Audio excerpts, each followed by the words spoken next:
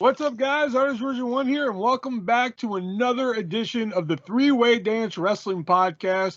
And as always, you can't have the three-way dance unless there's three of us. And joining me, as always, is Shelby, a.k.a. Shubs. Hey, yo.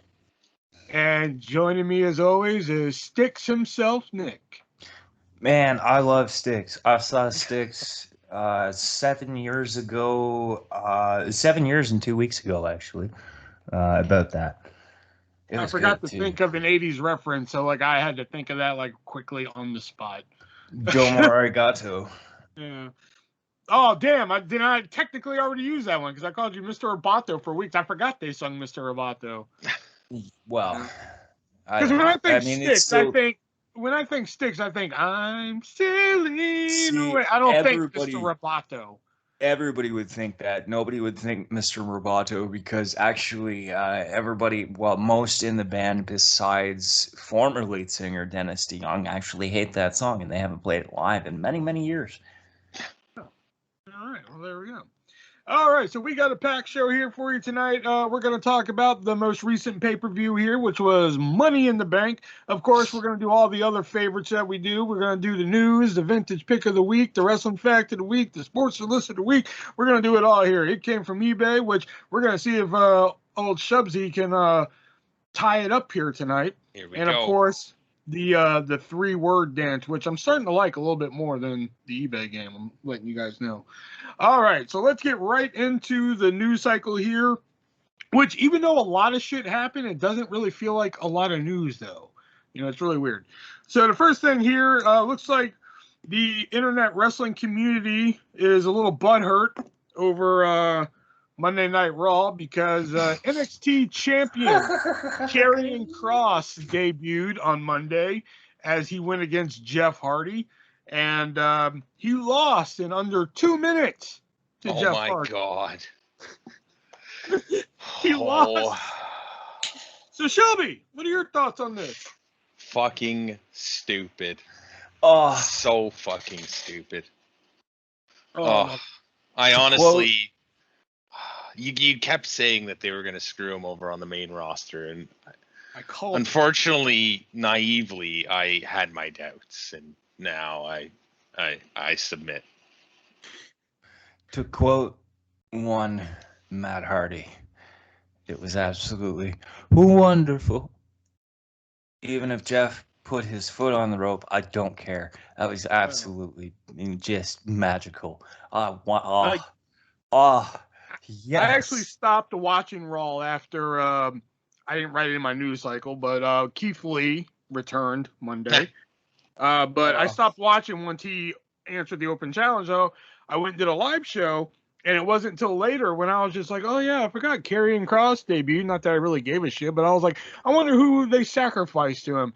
And I look on YouTube, and it was Jeff Hardy and Karrion Kross. I was like, oh, man, is that really Jeff Hardy's role now? He's the sacrificial lamb. First, it was Jinder Mahal when he first came back, and it was kind of Cedric Alexander for a little bit. Now it's Karrion Kross.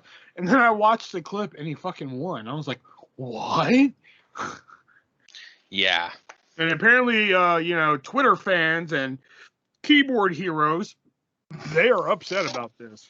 Even people backstage were dumbfounded that Karrion Kross would lose his debut like this in such a quick manner. No matter what you think of him, he's the NXT champion. I'm not sure you're going to be able to defend him out of this one. Even if Jeff Hardy had his feet on the ropes, he didn't have Scarlett with him. He didn't.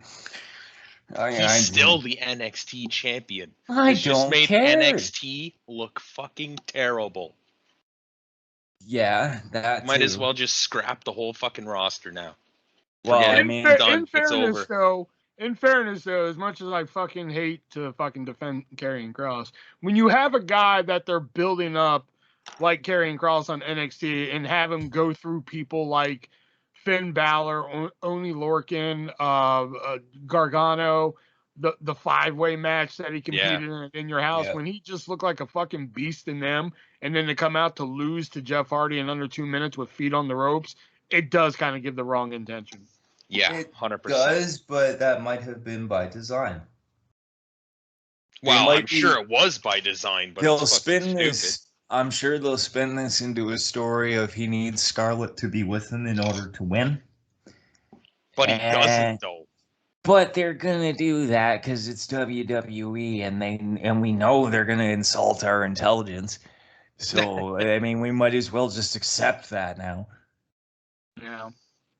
But I loved seeing that clip when I watched it later. Sure you did.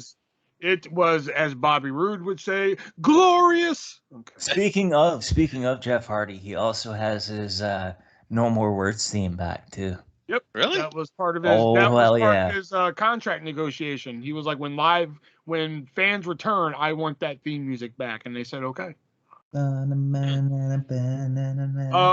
Little bit of a weird news here. Apparently, there is brand new Braun Strowman merch available in the WWE shop.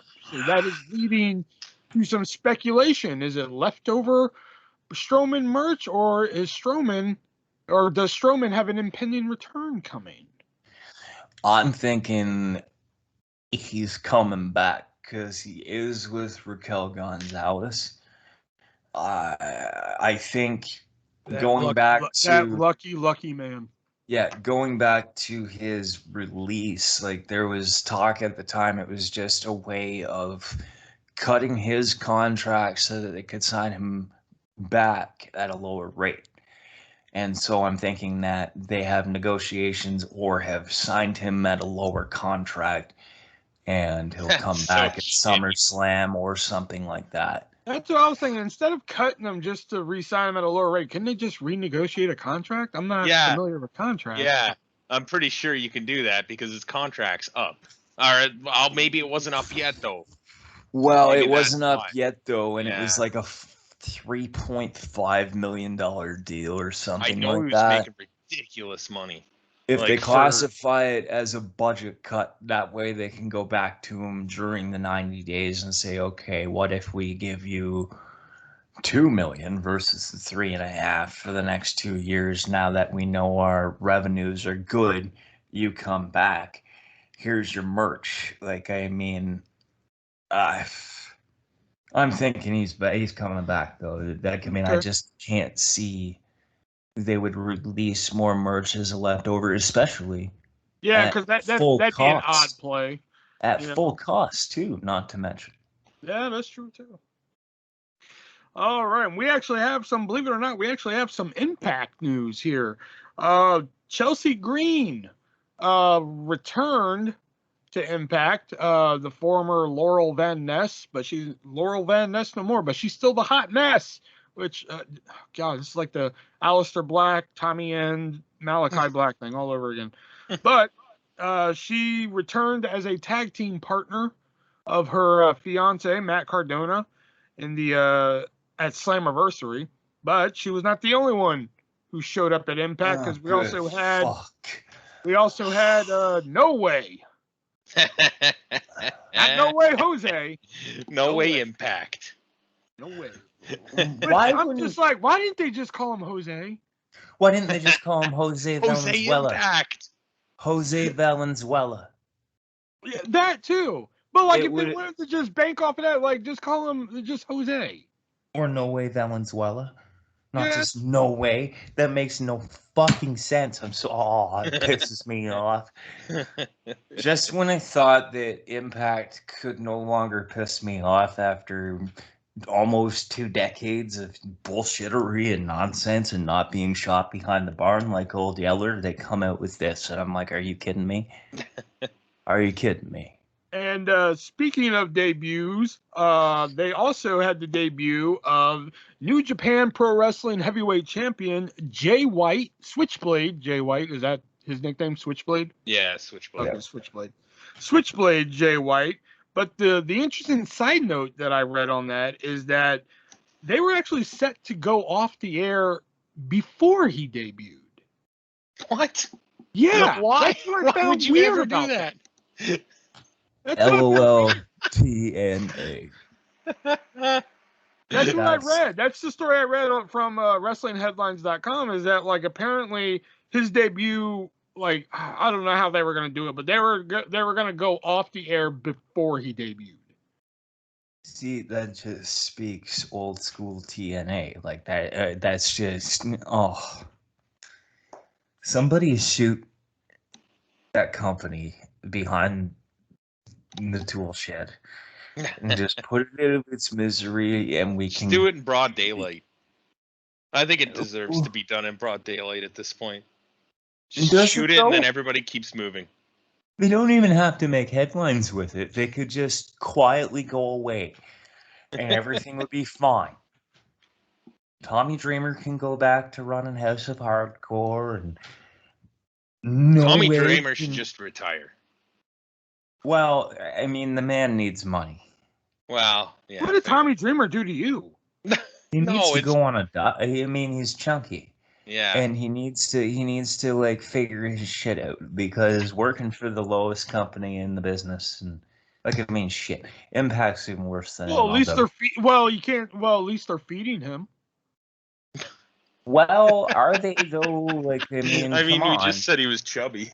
If we look at AC Romero, or some of those guys, like, I mean, I don't know. Falaba's getting heavier, and no, Falaba lost a lot of weight though. So are you sure though? Look at that. Tommy Look Dreamer's at the size all of their that meals. man. yeah, but if you go back and look when Falaba first debuted, like when Billy Corgan was still there, and look at him now, he's lost a shit ton of weight.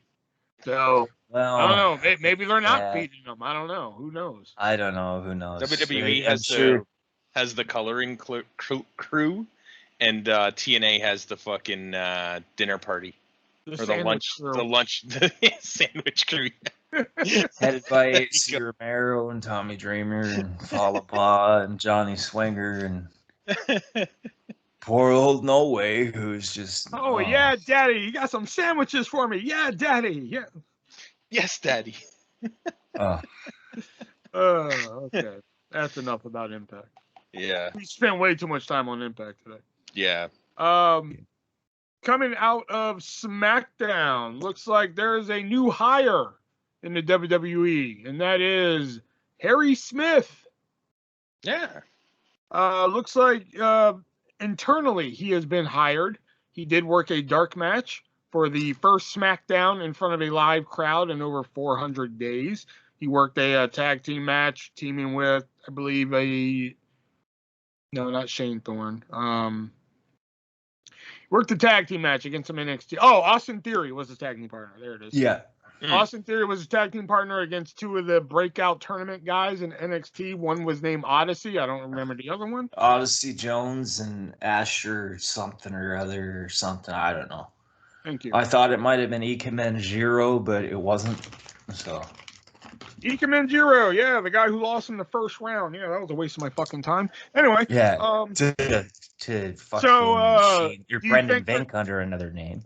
Do you think they're going to do Harry Smith justice this time, or is this going to be like an EC3 type of thing? I don't know. With who they have on the roster right now, I mean, they're pretty stacked as it is. So I don't know if I want to see him, or could potentially see him as a world champion. Mm-hmm. But I'd like to see him have some good feuds with some top guys. I'd like to see him against Reigns. I'd like to see him against Lashley, AJ Styles. There's lots of matches for him to have. So yeah, I hope they do a good job with him. I hope that they acknowledge the fact that after leaving WWE, he made a hell of a name for himself overseas and in MLW. He was just starting to really gain steam in MLW. And then the Rona hit and threw that all the shit. And so now he's signed, and I'm like, I just fear they're going to fuck this up again. And that they're just going to slide him. EC3 I use as the example because, he floundered in WWE. He left, went out, became a big name. And, unfortunately TNA, but being a big name in TNA is kind of easy to do these days. But he went out, made a name for himself enough to where WWE said, you know what? Maybe we were fucking wrong about him. So they hired him back, and we all know how that worked out. Mm-hmm. Yeah. So maybe this could be a situation like that where, they had Harry Smith or DH Smith or whatever. He did more, though. He was tag team champion, wasn't he? That's it, though. Name something else he did. It. Yeah, I mean, yeah, fair. Before that tag team title reign, the only thing he was famous for was like, oh, he's that guy that got suspended after his first match. Yeah.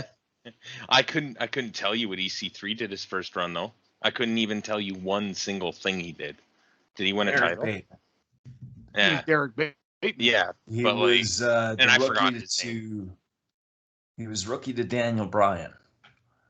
Oh yeah, on the shitty NXT that nobody fucking watched. Well. Yeah. I mean, yeah.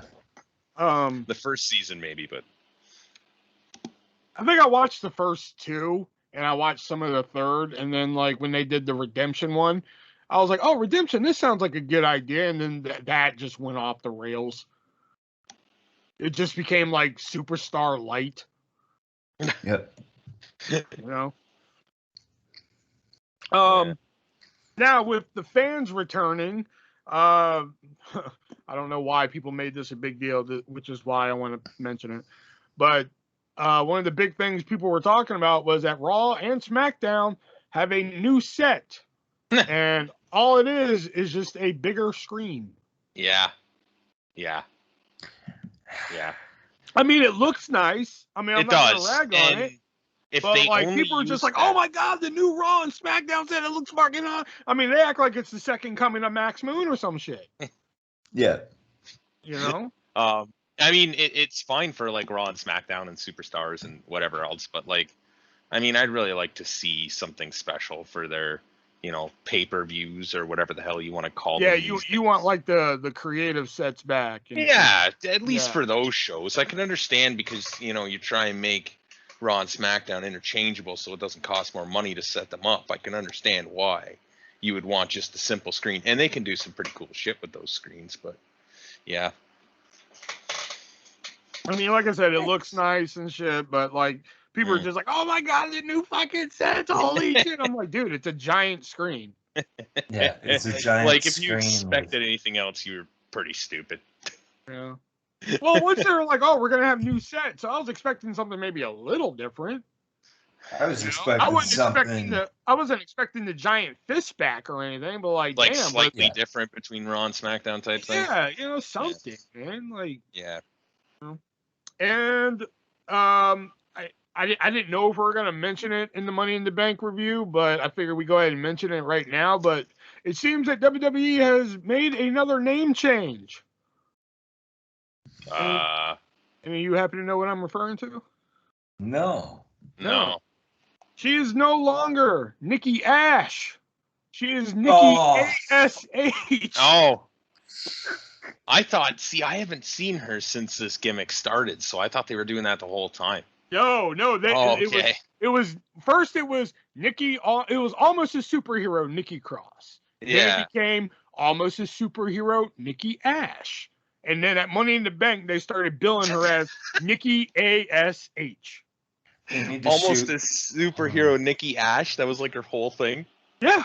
Almost a superhero Nikki. Almost a superhero. That's basically what that is. Essentially, yeah. Because we're all just not. You got to repeat it. Smart. We're all dumb, and we don't understand that Nikki Cross is not a superhero, but she almost is because she had a couple fluke victories and they made her look stupid going into that one. If they wanted to go with the whole superhero thing, okay, fine. I still think it's stupid, but that mask is stupid too. Yeah, it's stupid, but like, could they have just kept the fucking name? I think we're probably going to be talking about Nikki Cross a lot. Yeah. Okay. Damn it. I think that's going to be a big part of the first match. Off. Yeah. Oof. So that was the news this week. That's all I had pretty much written down here because I think a lot of it kind of leads with Money in the Bank. So let's go ahead and just get right into one of our favorite games that we like to play here on the 308 Dance, and that is It Came From eBay. And right now the score is, I believe, 8-9 or 9-8. 8-9. Yeah. Yeah, because you're down by 1. So let me write that down because I don't have to flip back in my pages. There we go. 9-8. There we go. Because this is episode 18. So yeah, okay. All right. So the first one I want to do here is this one right here. Okay. This is a 1990 WWF box of oatmeal cookies with Ultimate Warrior and Hulk Hogan on the box. Now, it did not state if whether or not this box of oatmeal cookies had cookies inside. I don't know if it's sealed or not. So, Shelby, how much is the 1990 box of oatmeal cookies with Ultimate Warrior and Hulk Hogan going for on eBay? What's the due date on them there cookies? What do you mean the due date? The expiration date? Cookies like that don't expire, dude. Oh, perfect. Oh, they kind of do, but okay. I'm pretty sure they do have an expiry date. It's probably like 5 years from the produce date, though. The amount of preservatives in those, are you kidding me? They have to put it on there for like approval. And Just that, legal but... reasons, yeah. Yeah. I'm gonna go $30. $30. And Nick, how much are the 1990 oatmeal cookies with Hogan and Warrior going for on eBay? $20. Shelby, you get that one because they're actually going. They were going for $150. That's disgusting.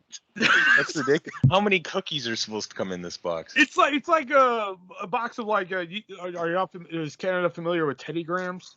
Yeah. Oh, yeah. It's like them. Oh, okay. I mean, that's a lot of cookies. Yeah. It's like $1 a cookie. All right, this next one here is a box of WWE Valentines featuring the likes of like I believe superstars at the time of like John Morrison, Melina, Cena, of course, Randy Orton, Triple H. So that era. The box is sealed, but the box is also crushed. Like, it looks like somebody sat on this fucking box of Valentine. And these are like the Valentines that like you'd go to school and shit and like give one to like your fucking desk mate and shit in like third grade. I'm sorry. Let me translate that. The Valentine you would give somebody in grade 3A. It's I choose you. Yeah, those type of Valentines, you know. It's like a Valentine of like Jimmy Wang Yang, and it's like I get a kick out of you, you know, that kind of shit. That's not racist, is it? No. Okay, good. So, Nick, how much is the WWE box of Valentines that is crushed going for on eBay? Fuck. Features Triple H, John Cena, Randy Orton. $25. $25. All right. And Shelby, how much are the Valentines going for on eBay? Hold on. Very important question here. Oh, Jesus. Do we know who sat on the box? No, it wasn't Tully Blanchard. Okay, fair enough. $30. And just like that, Shelby has tied the game. Hell yeah. That is bullshit. Because believe it or not, this box of Valentine, and that's why I wanted to make it a point that the box was crushed, because this box of Valentine is going for $99.99. It depends who sat on it, though. Why? Because somebody's ass There are people who would probably pay a lot of money for a box of Valentines that were sat on by Melina. That's all I'm gonna say. No, see, I don't buy that. Not when she's working for a company that makes its money from YouTube.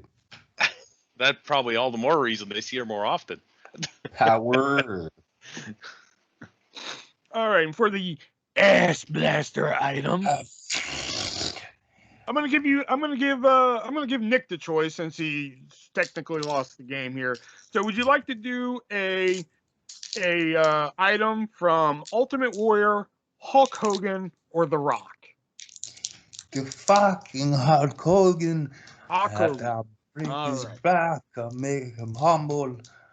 All right, so Hulk Hogan. So, your ass blaster item. This is a 1984 Hulk Hogan LJN figure, the big rubber one. Okay. Figure, but it's the prototype. So this is like the figure that they put together, and see if everything is good and all that good shit. This doesn't have any packaging, anything like that. This is just like the mold, essentially. So Nick, how much is the 1984 Hulk Hogan LJN figure going for on eBay? Prototype. $19,000. $19,000. All right, and Shelby? 10 grand.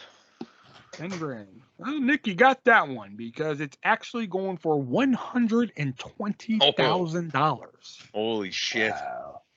But we got ourselves a tie game now. It is 9-9, and it came from eBay. I'm taking it next week. That would be interesting because that means you worked your way up there, man. Yeah. I was getting my ass kicked at one point. Oh, I think yeah. it was like 5-0. 6-0. I think it hit 6-0 before I got a win. Now just let me get my 3-word dance scores here. Okay. All right. Now we're going to play the 3-word dance, which I really like playing. I really like this game a lot. So what I do with this one for new listeners here, I find 3 random words and I associate them with a wrestler, and it's up to Nick and Shelby, or Shelby, I should say, to figure out who they relate to. Some of them could be quite difficult. Some of them could be very easy. Right now, the score is Nick with 4. Shelby has 1, and no contest, which means neither one of them got them, has 6. So no contest is winning because I make these quite difficult. Some of them, that is. There's been some where like Nick has gotten bam like that. Some of them Nick has had to think about, but here we go. I'm gonna do this one right here. All right, your first one for the 3-word dance. Your 3 words are blackjack, bear,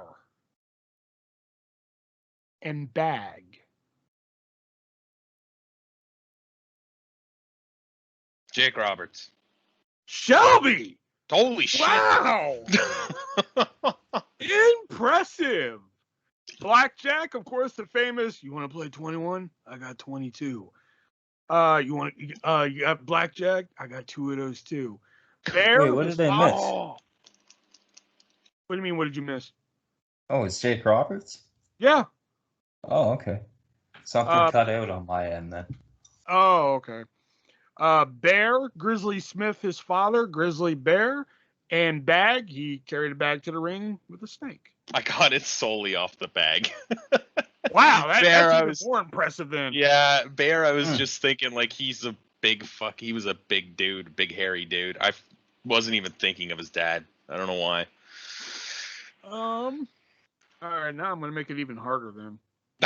Great. That's what she said. Okay, here we go. 3 words for the 3-word dance. Milk. Fall. Edge. Kurt Angle. Kurt Angle. Nope. I knew y'all were going to go there with milk. But yeah. No. You really think I'd make it that obvious? No, but you got to get it out of the way. Milk. Fall. Edge. Hulk Hogan. No.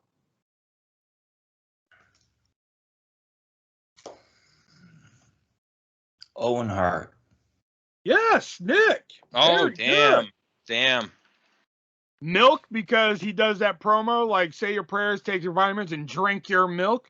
Fall, because, well, and Edge, Over the Edge was the pay-per-view he had his tragic accident. Wow. That was good. I'm impressed. That was good. That one I feel like I was trying to remember the promo itself because I was like, okay, those two make sense, but milk. And I'm like, wait, Owen, say your prayers, take your vitamins, drink your milk. Oh. So. Now, okay, here we go. Now I'm really gonna fuck with y'all. Now I'm really gonna amp it up, All right, the last one here for this part. For the 3 words. Cigarette. Earthquake. Encore. Big Show. No. R-Truth. No. Oh, I get some of your line of thought on that one, but if either one of you get this one, I'll be fucking amazed. John Tenta. I see your line of thought, and I'll give you this: you're in the ballpark. Typhoon. Okay, now you're in the parking lot of the ballpark. You're kind of leaving there. Tugboat. No. Okay, you're leaving the parking lot now. Tugboat and Typhoon are the same dude. I know, never but remember if he's saying tugboat, he's getting further away from what. Yeah. Cigarette, earthquake, encore. Marlena? No. Would you like a No. hint? Yeah, sure. Canada. Huh.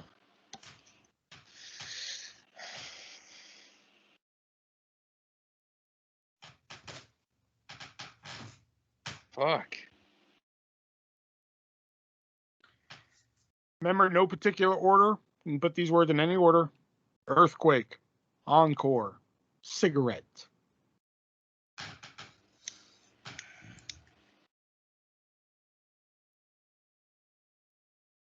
Sandman. Huh? No. Yeah. That's not. And your clue is Canada. Oh, who's that big fucker from Canada? That big fucker from Canada.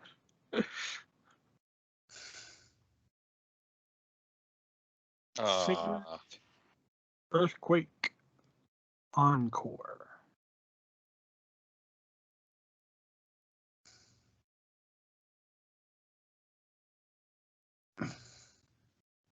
Give up? I'm trying to think of a name, but I can't remember the damn name.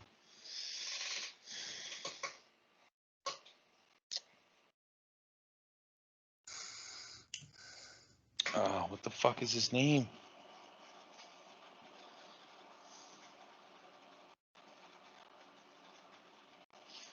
God Yeah, I damn it. give up. Damn. Yeah, fuck it. I don't All think right. it's right anyway. No contest. Okay. So everybody got one this round. Shelby got one, Nick got one, and no contest got one. So cigarette, earthquake, encore, and the clue was Canada, which didn't really help you guys. Dino Bravo. Oh yeah, no, I didn't Big have guy him in from my mind at all. Canada, man. Yeah.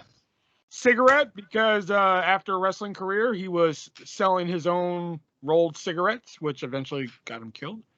Earthquake, that's how Earthquake debuted, was in a Dino Bravo segment. And encore, usually, bravo, bravo, encore. I figured maybe you'd make that connection. Yeah. It was Canadian. Yeah. You know what? Just that? for shiggles, we'll do one more because I really like this game. Break up the three-way tie. Yeah, I like this game. Let's do. Let me go back to my first page here. Like I said, I really like coming up with these, and it's just okay. Okay, here we go. Malfunction. Pink bread.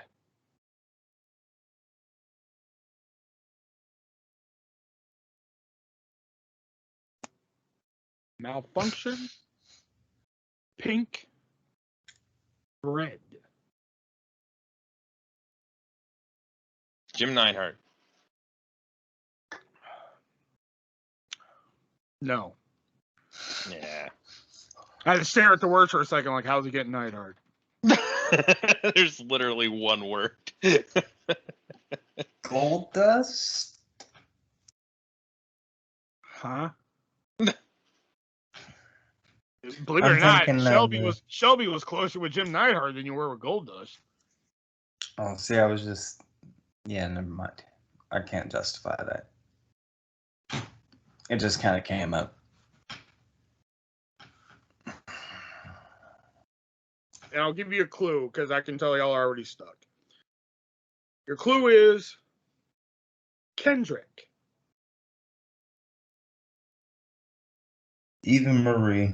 There it is. Yep. What? Malfunction. She had that wardrobe malfunction that stopped her Okay. match. Yeah. Pink. She now has pink hair. Bread. She used to. She used the sliced bread number 2 as her finish, and Kendrick, the clue used it. is who trained her. Yep. Oh, trained her. Yeah. Okay. Yep. It was Kendrick and Brian Myers, yeah. Yep. All right, so that was fun. So Nick has 6 now, Shelby has 2, and No Contest has 7. No Contest. Another 10 podcasts, and I'll be winning this round. This thing. I'll tell you No Contest at least next week. Yeah. Watch it, No Contest. That's right. Sometimes too. I sometimes just come down to the basement and just sit down and try and think of these 3-word dance. You know. All right. So now we're going to talk about the recent Money in the Bank pay-per-view. But before we talk about the Money in the Bank, Money in the Bank. Yeah, let's talk about Money in the Spank. Let's talk about that. No. Before we talk about Money in the Bank pay-per-view, we got to talk about one of our sponsors, and one of our sponsors being repsports.com. And Shelby got very excited. Excited. I know, right? Because they carry one of Shelby's favorite things, which is Ray's energy drink, and one of his favorite flavors, Galaxy Burst. Yes, and Galaxy Burst tastes just like a pink Starburst. And let me tell you, if you like pink Starburst, you're going to like their upcoming new flavor, which is Rainbow. And that flavor you're going to fucking love it, because if you love the Galaxy Burst and you love the pink Starburst, you're going to love it. Is it fruity and delicious? It is fruity and delicious because it's going to taste like Skittles, baby. That's what it is. My God. And you'll be able to get that pretty soon on repsports.com. And not only will you be able to get that, you'll be able to get all the flavors available: sour gummy worms, grape bubblegum, guava mango, strawberry colada, South Beach, Baja Lime, Apollo, Voodoo, you name it. They got the flavors. Not only in a can, but they also have the on-the-go form, which is a powder. Plus, they also have the pre-workout, the Broken Arrow pre-workout. And also, if you have so much energy after using the pre-workout, after drinking the Ray's energy drink, including Shelby's favorite flavor, fucking Galaxy Burst, then they also carry the Hyper Sleep, which will put you down easy for a nice, good night's sleep there. All you got to do is head on over to repsports.com, and you can pick up any of these products by using my checkout code ARTIST, ARTIST, at checkout, and save 15%. And they also have stickers and shirts, hats, and Galaxy Burst. And Galaxy Burst as well. And they have it in can form. They also have it in the on-the-go form, the powder. And if you look in the description of this podcast, there is a link to where you can get a free, that's right, free 4-pack of Ray's energy drinks, the can version. And you will get 4 cans of it. You will get sour gummy worms. I've been saying Apollo for weeks, and it's not Apollo you get in that 4-pack. It's actually, you get sour gummy worms, Voodoo, and strawberry colada is actually the one you get in there, not Apollo. And you will get Shelby's favorite, Galaxy Burst. In that 4-pack. All you have to do is cover shipping, but make sure to use my checkout code ARTIST to let them know that Artist from the 3-Way Dance sent you. All this and more at repsports.com. Use my checkout code ARTIST, save 15%. All right. I think we gotta take a picture of me with like a thumbs up next to the Galaxy Burst can on their website. Just get like a whole case of Galaxy Burst and just sprinkle them on you like naked on a bed. Like put one Galaxy Burst where like your dong is, and then like they'll drop me as a sponsor so fucking quick after that. And then just put a little bit of Galaxy Burst on me. Yeah, don't ever call us again. Please. All right. So let's get into Money in the Bank here, which was the first pay-per-view other than WrestleMania in front of a live crowd for a very long time here. I think other than WrestleMania, what was the last pay-per-view in front of a crowd? Do you guys even? Elimination Chamber 2020. Oh wow. Yeah, I don't know, but that's like come up a lot recently. That was just after the Saudi Arabia debacle. Oh, okay. All right. So the first match on the card is the women's Money in the Bank ladder match, which was Alexa Bliss versus Asuka versus Nikki Cross. Nope, not saying the other name. Versus Naomi versus Liv Morgan versus Zelina Vega versus Natalya versus Tamina Snuka. What did we think? That is all. I have a couple major problems. Okay. Yeah. Alexa Bliss was way too fucking over. That was bullshit.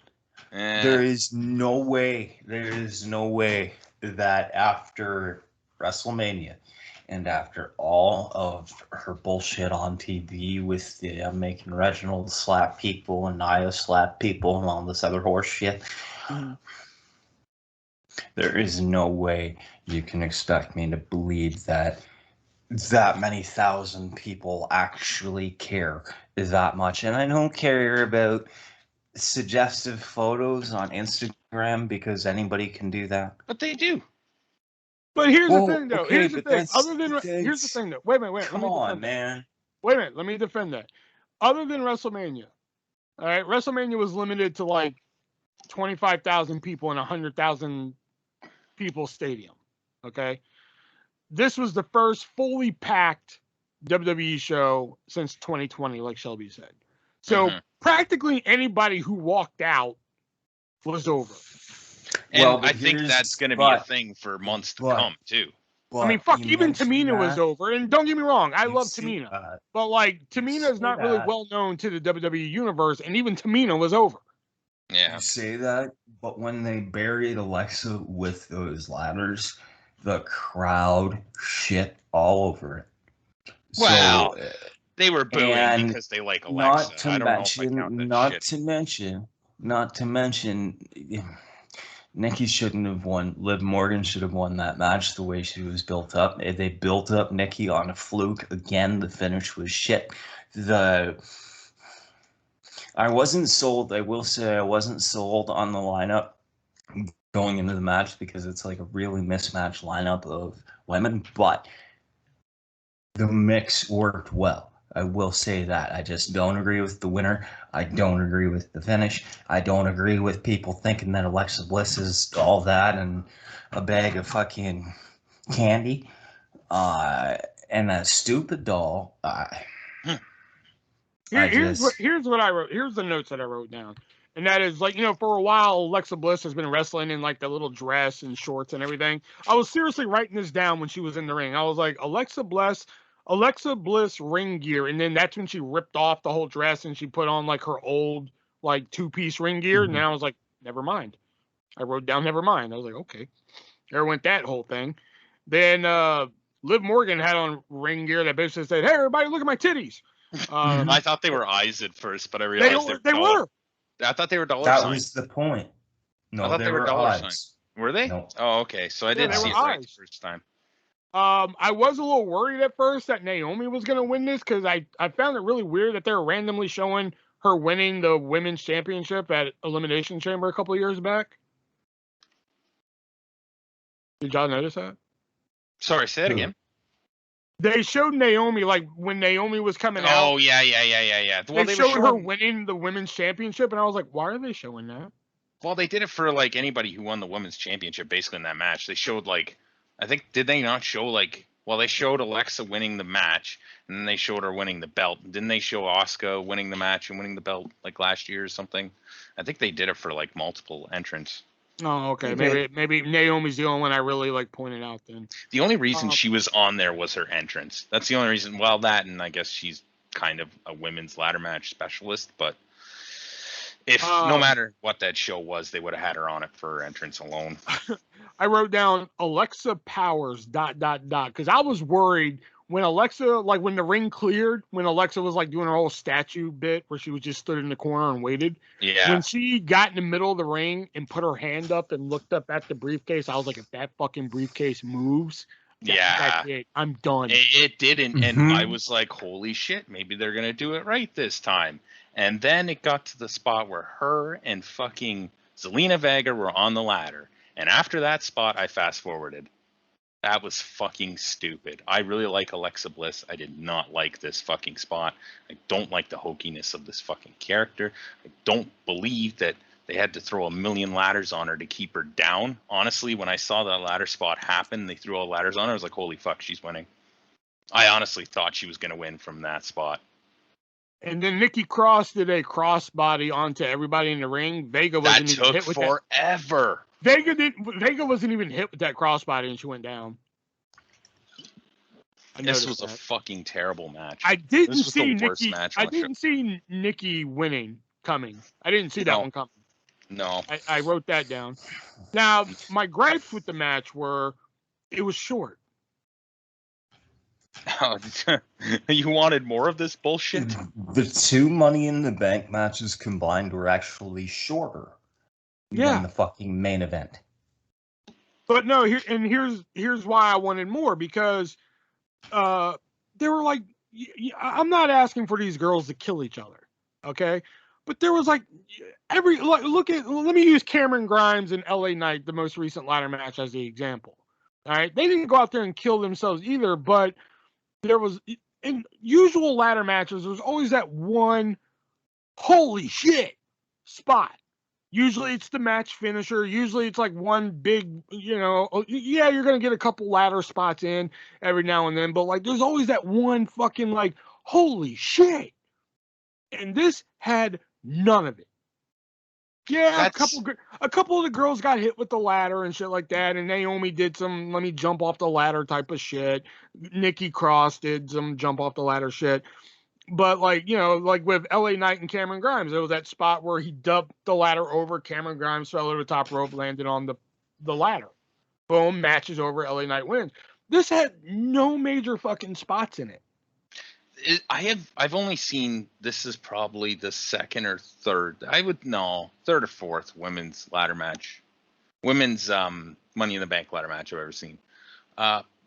Is there usually, because I can't remember a spot that was like crazy in a women's Money in the Bank ladder match, and not including last year, because that was not like the same style even, so you can't really, that has to be like in its own genre, I feel like, with the cinematic shit. But like, I can't think of a specific spot from another women's Money in the Bank. Well, maybe not a holy shit moment, but like, maybe like the second women's Money in the Bank where like Carmella and whoever were at the top, and Carmella slams her head down, gets the women down, then wins the fucking briefcase, like something like that. Yeah. There was no major, major moment. You know what I'm saying? Like that was my main problem with it. And then plus it was too short on top of all that. Like you made a short match, plus you didn't put anything of interest in it. Plus before Monday last night, because I thought I wrote down Nikki equals Otis. But that that got proven wrong on Monday. Yeah. And then they made a big deal about Zelina Vega returning, and I wrote down Vega was just there. Yeah. It was not a good ladder match. It was not. Terrible. There was a lot of hokey bullshit. There was just Wrong stupid. Like finish. The finish surprised me. Like because I during that whole thing, I did not expect anybody to grab the belt. And how stupid do the rest of them look for not like Asuka like leans over to fucking grab her and then is like, oh no, I gotta fight the person in front of me instead of the one that's actually grabbing the fucking briefcase. But you love Asuka. Oh, we're gonna talk about the second child I saw on this show tonight a little bit later. The second child? There's another one now. So, wow, I think we're all in agreement that we did not like this match. This was the worst match on the fucking show. Really? The worst match, yes. I disagree with you, but I know which one you're gonna say. One. Yeah, honestly, I'll go with that. I'm really bothered by that. I would have taken an Asuka win, to be honest with you. I mean, I was okay because I think I predicted last week that like Nikki was like a distant third in my eyes to win the damn thing. the way she won was surprising, you know, but like there was no holy shit moments. There was no, it was just too short. It was like, I don't know. After that match and all the bullshittery that happened, including, and I forgot to mention this spot, Liv Morgan being stuck in the corner with a ladder that was like fucking a foot and a half from her gut. I like that spot. It looks, but why would you just stand there? You can drop right down and lift the ladder up. You don't have to stand there and look afraid. Well, sometimes you have to suspend some fucking disbelief there, man. No, it has to be believable. My last note for this match is LMAO, women's wrestling is a joke, and it is. After that match, if that was the only women's match you saw this year, you would think it's stupid. I mean, I could agree with that statement. If this was like, if I was in a coma and saw no wrestling, and this was the first women's match I saw this year, I'd be like, what happened? Yep. You know, I could agree with that. Yeah. All right. So let's move on to the Viking Raiders challenging for the Raw Tag Team Championship against Amos and AJ Styles. Now, this may surprise you two right off the bat. All right, I'm gonna fucking pull a swerve on you right now. I'm gonna pull a Vince Russo on you guys right now. This was my favorite match of the night. Wow. That does surprise me. I used to smash to make pizza. I stopped. I didn't even write that many notes and everything. I was just enjoying this match so much. I just don't like, and I understand that they're having AJ mentor Osmos or Almost or just as much or whatever the hell his name is. I understand they're having to mentor him and he's got to get in the ring a little bit to learn. But I don't like that they're strapping AJ with the fucking tag belts. It feels kind of weak for. Probably. Well, I mean, what else can he do? I mean, he's already been world champion twice. He's been United States. He's been in a Continental. Why not put a tag title run in there? He doesn't need it. And if they were going to strap him with the belts, I think there's better partners. I don't know. Well, I mean, John Cena didn't need, what is he, 16-time champion? He didn't need 14 of those reigns, but he got them. Yeah. He didn't need any tag title reigns, but he got them. Maybe it's just part of me is like AJ's probably he is my favorite guy on the main roster. So maybe that's just it. But like, yeah, I don't know. I'd much rather see him, and I don't know. I like the world champions right now, but I'd much rather see him in the picture at the very least, or in the Money in the Bank ladder match. I wrote down here, is AJ Styles a face, or because they were chanting for him pretty hard, but that could have just been like, hey, we're back, you know. It's also because AJ Styles. Yeah. Right. And but then go ahead. Well, the crowd went wild for the Viking Raiders. Yeah. I did like the double team spot where Amos picked up AJ and threw him over the top rope, and AJ hit a Hurricane Rana. Yeah. That was fucking sweet. I did start my own drinking game during this tag team match, which was every time Amos says, "This is my house, take a drink," I had to go to the hospital. I did like the different tag team break again. You know, the tag team break is getting a little stale, and this was a different way to do it, where the Viking Raiders hit the Viking Experience on AJ, and it looked like they were going to win, and Amos fucking threw Eric into Ivar into the ring. I thought that was really cool. And then after that, that's all the notes I had because I was just enjoying the match so much. I really had a lot of fun with this match. I wrote solid tag team match, really enjoyable. This was like my favorite match of the night. Yeah. It's a little weird too, because when you have this kind of dynamic here and you're trying to train the one guy and he's a fucking massive motherfucker, he's probably going to be the next Braun Strowman. You're not going to have him in the ring much, which means AJ is going to be in there a lot, which is good. But at the same time, for it to work as a tag match, somebody kind of has to be getting beat on for a good portion of that, one of the teammates. And that's hard to do when you have a big motherfucker like Osmos or Almost or just as much. Just Osmosis. Much. Osmosis. It's just hard to work like a standard tag match. So that was kind of where it kind of fell apart for me a little bit. That, and again, I'd rather see AJ in a singles role, but it was a good match, I will say. It wasn't. Yeah, oh god, I loved it. Yeah. Nick? It was a myth for me. I used it to make pizzas, so I mean,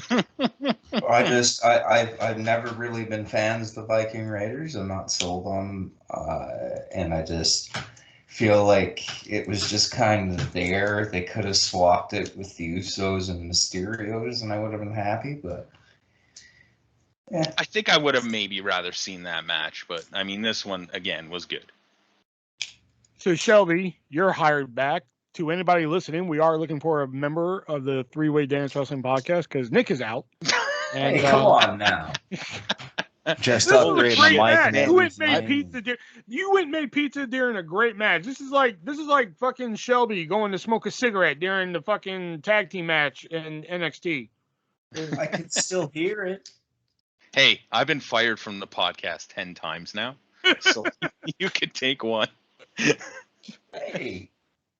Well, I can have my opinion, though. That's not fair. Your opinion is wrong.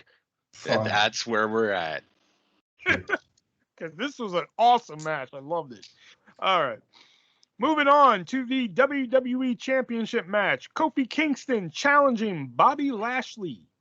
The only thing I wrote down, this is all I want to say about it right here. Lashley did the Mojo Rawley fist, where he ran from one corner to the next one and did the fist. He did that. And I wrote down, this is what Kofi versus Lesnar should have been. Yeah. Glorified squash. And that's what I thought, is that this is what Kofi versus Lesnar should have been. I love the crowd, too. The crowd reaction at the end. When he fucking lost, that was amazing. They're just I thought you guys were going to hate this. What? I actually thought you guys were going to hate this. I mean, I didn't like it. I would have liked the more competitive match. Yeah. Considering the build towards it and everything. But since they went this direction, I just think, considering how Kofi versus Lesnar went, I think this is the Kofi versus Lesnar match that we should have got. Like if they, because we all knew going into Kofi and Lesnar, we all knew Kofi wasn't walking out champion. We all knew that. Yeah. I think you could say that here too. No. I had a sliver of hope. Yeah, I did too, because I thought first time in front of a pay-per-view crowd, Kofi's hot. Like they're going in with the same kind of momentum almost as they did with Kofi Mania. So I'm like, maybe. Yeah. So I had like a sliver of hope. I didn't think he was maybe like a surprise win. Maybe Lashley gets it back at SummerSlam. Maybe something like that. But considering what happened on Raw, now I see, because I heard the rumors of Bill Goldberg. Yeah. So I was thinking, so it's either going to be Lashley versus Goldberg in like 2 big man fight, or it's going to be Lashley and Goldberg for the championship. And well, like, how many times does Goldberg have to come back and realize that, like, oh, I want that title and I'm going to get it, and McIntyre's like, no, you're not. Now it's going to be Lashley. No, you're not. Yeah. I hope Lashley destroys Gold Turd. I hope so too. It's gonna again. I like Goldberg as much as the next person, but like, goddamn, does it like? Fuck, come on, man. That's the whole thing though. Is like, and I think a lot of I don't know. I didn't watch Raw, but I think maybe before the pandemic, I think a lot of people were kind of losing it for Goldberg for coming back and fucking taking on these world title matches and then fucking almost injuring or almost fucking killing the Undertaker. Because he's a fucking idiot, decides to smash his head on a wall before he goes out. I think people were just getting sick of Goldberg. All right, anything else to add for Kofi Lashley? Great match. Fucking loved it. I wrote down match of the night ? However, I was proved wrong. Holding that hope for Kofi Slam 22. Yeah. I mean, I didn't like it, but I didn't love it either. I mean, like, I get what they were going for. I just wish it just would have been a little bit more competitive. But since they went this route, I guess that's what we got. So I guess, this is one of those times where, like, it's kind of like how Shelby feels about the fucking top 50 tag teams list. It's like, it's WWE. What did I expect? Yeah, pretty much. If they would have went with Kofi, fucking A, right on. But I got what I got, and I was just like, well, it's WWE. What the fuck else was I expecting? Yeah. All right, moving on to probably my second favorite match of the night, and that is Charlotte Flair challenging for the Raw Women's Championship against Rhea Ripley. Yeah. Charlotte flipping off the fucking audience when they're chanting Becky was amazing. That was so good. And the fact that they went to black screen just added to it, too. I know, no, they went to black screen, then came back, and she's still flipping off the crowd.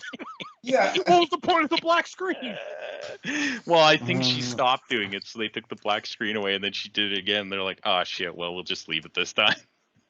But fuck the fans for, like, chanting Beck. I fucking muted it at one point. Like, I know, I want Becky back, too. Don't get me wrong. But you got fucking Charlotte and Rhea Ripley in the ring. Shut the fuck up. God damn it. I mean, I wouldn't mind Becky back, but like, I mean, Becky at that point, even with no fans there, she was starting to get, you know, what I like to call John Cena syndrome. Yeah. You know, like I was getting tired of it because she was Raw Women's Champion for like almost a year at that point when she was pregnant, and like I was just like, all right, dude, I'm done. You know, like come on, you know. Yeah, I disagree, but I mean, if she comes back, awesome. She comes back, but like I just she's don't probably gonna come back soon. I just don't want her shoved down my fucking throat like she was before. Yeah, That's she got fair. over. Congratulations. I mean, like, and she didn't get punished for it like Zack Ryder did when he got himself over. You know, but I just, you know, whatever. I'm sad. I'm over Rhea Ripley. I'm sorry. Mm-hmm. I am too, but I will say this was my favorite Charlotte Rhea match. It was a great match. I did like that. It was a great match. And I'm like, what the fuck is Rhea? Is she heel? Is she face? And apparently I read today that they're going full-blown babyface with her again, which I'm like, make up your fucking minds. Well, a lot of the stuff she was doing it because Charlotte would have done it, and they tried to make that clear on commentary, but it just doesn't. It doesn't translate well when you're watching. It just kind of looks like she's being a dick. No, but I'm saying, like, okay, she debuted before WrestleMania as a face to challenge Asuka. Right before WrestleMania, she goes heel. So now she's a heel. Now with Charlotte, she was kind of tweenish. Now she's a face again. Like, fuck, pick one. Yeah. You know? I think she makes a better heel. I think they should move her to SmackDown and fucking have her take the belt from Bianca at SummerSlam. I don't know when their draft is. I know a look is only a look, but like it's important though.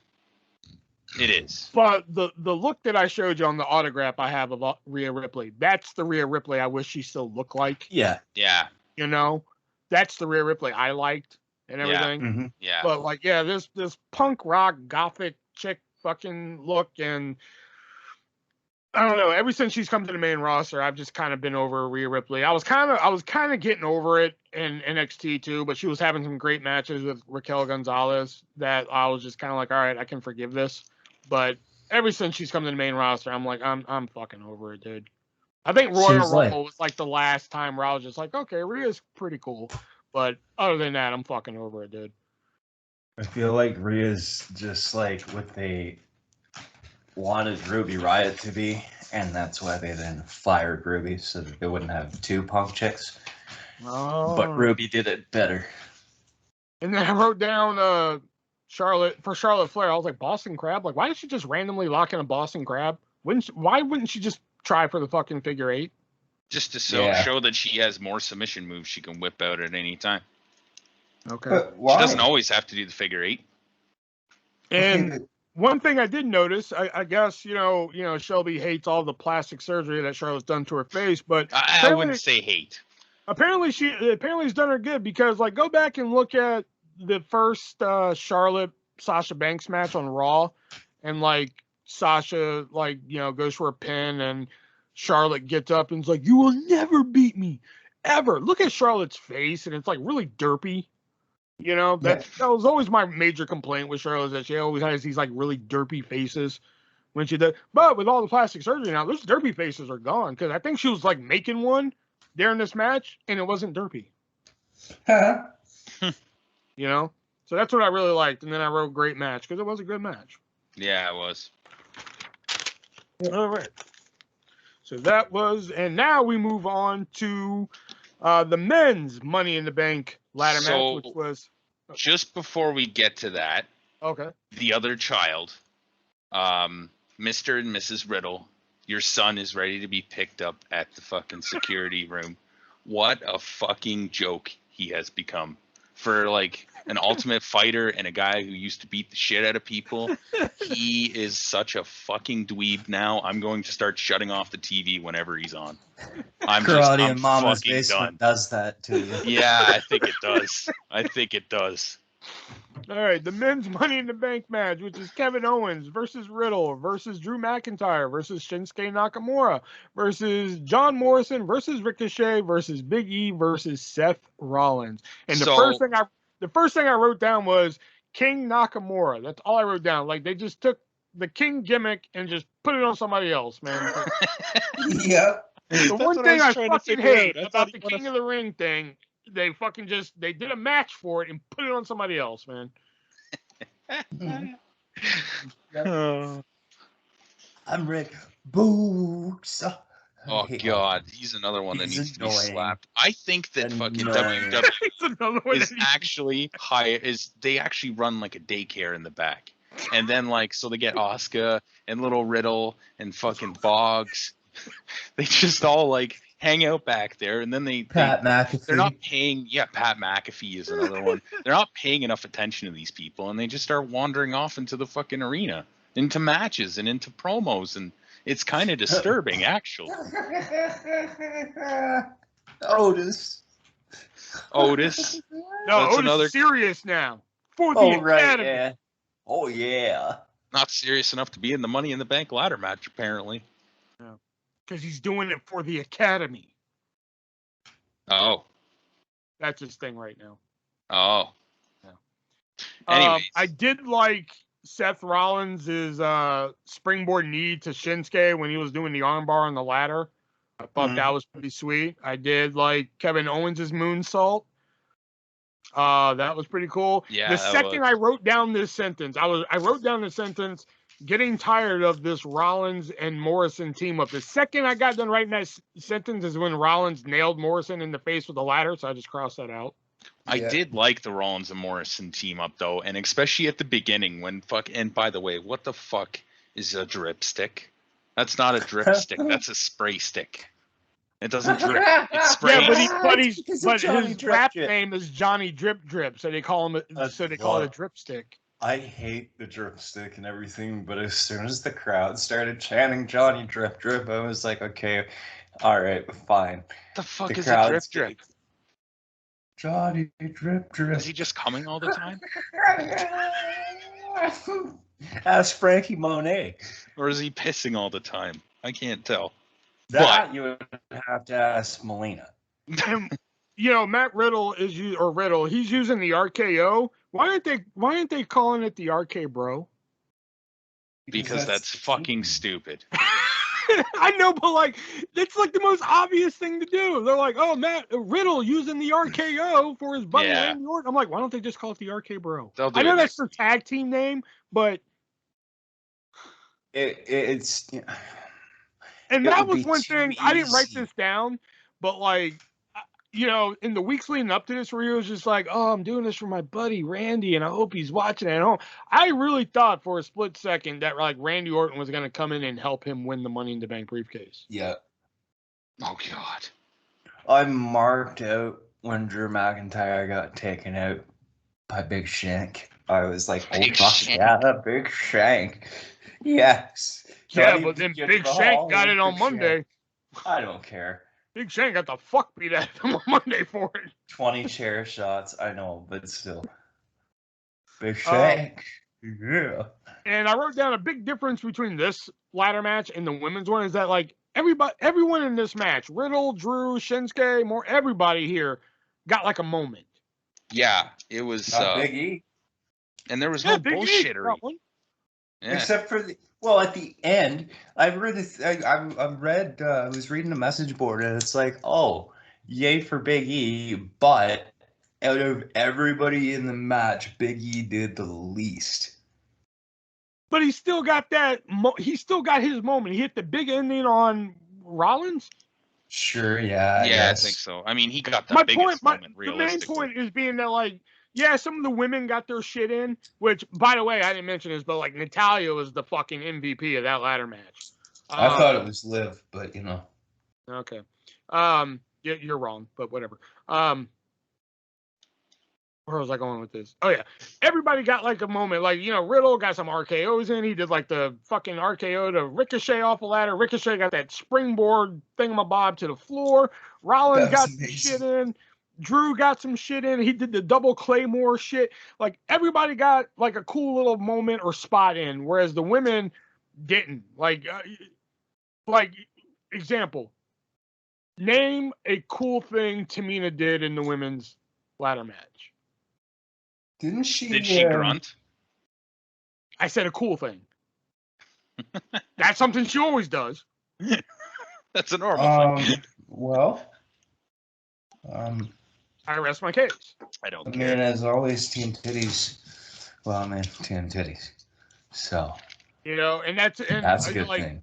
It's a little bit later, but like Big E hit the big ending on Seth Rollins, and I wrote, "Where was the holy shit moment for the women?"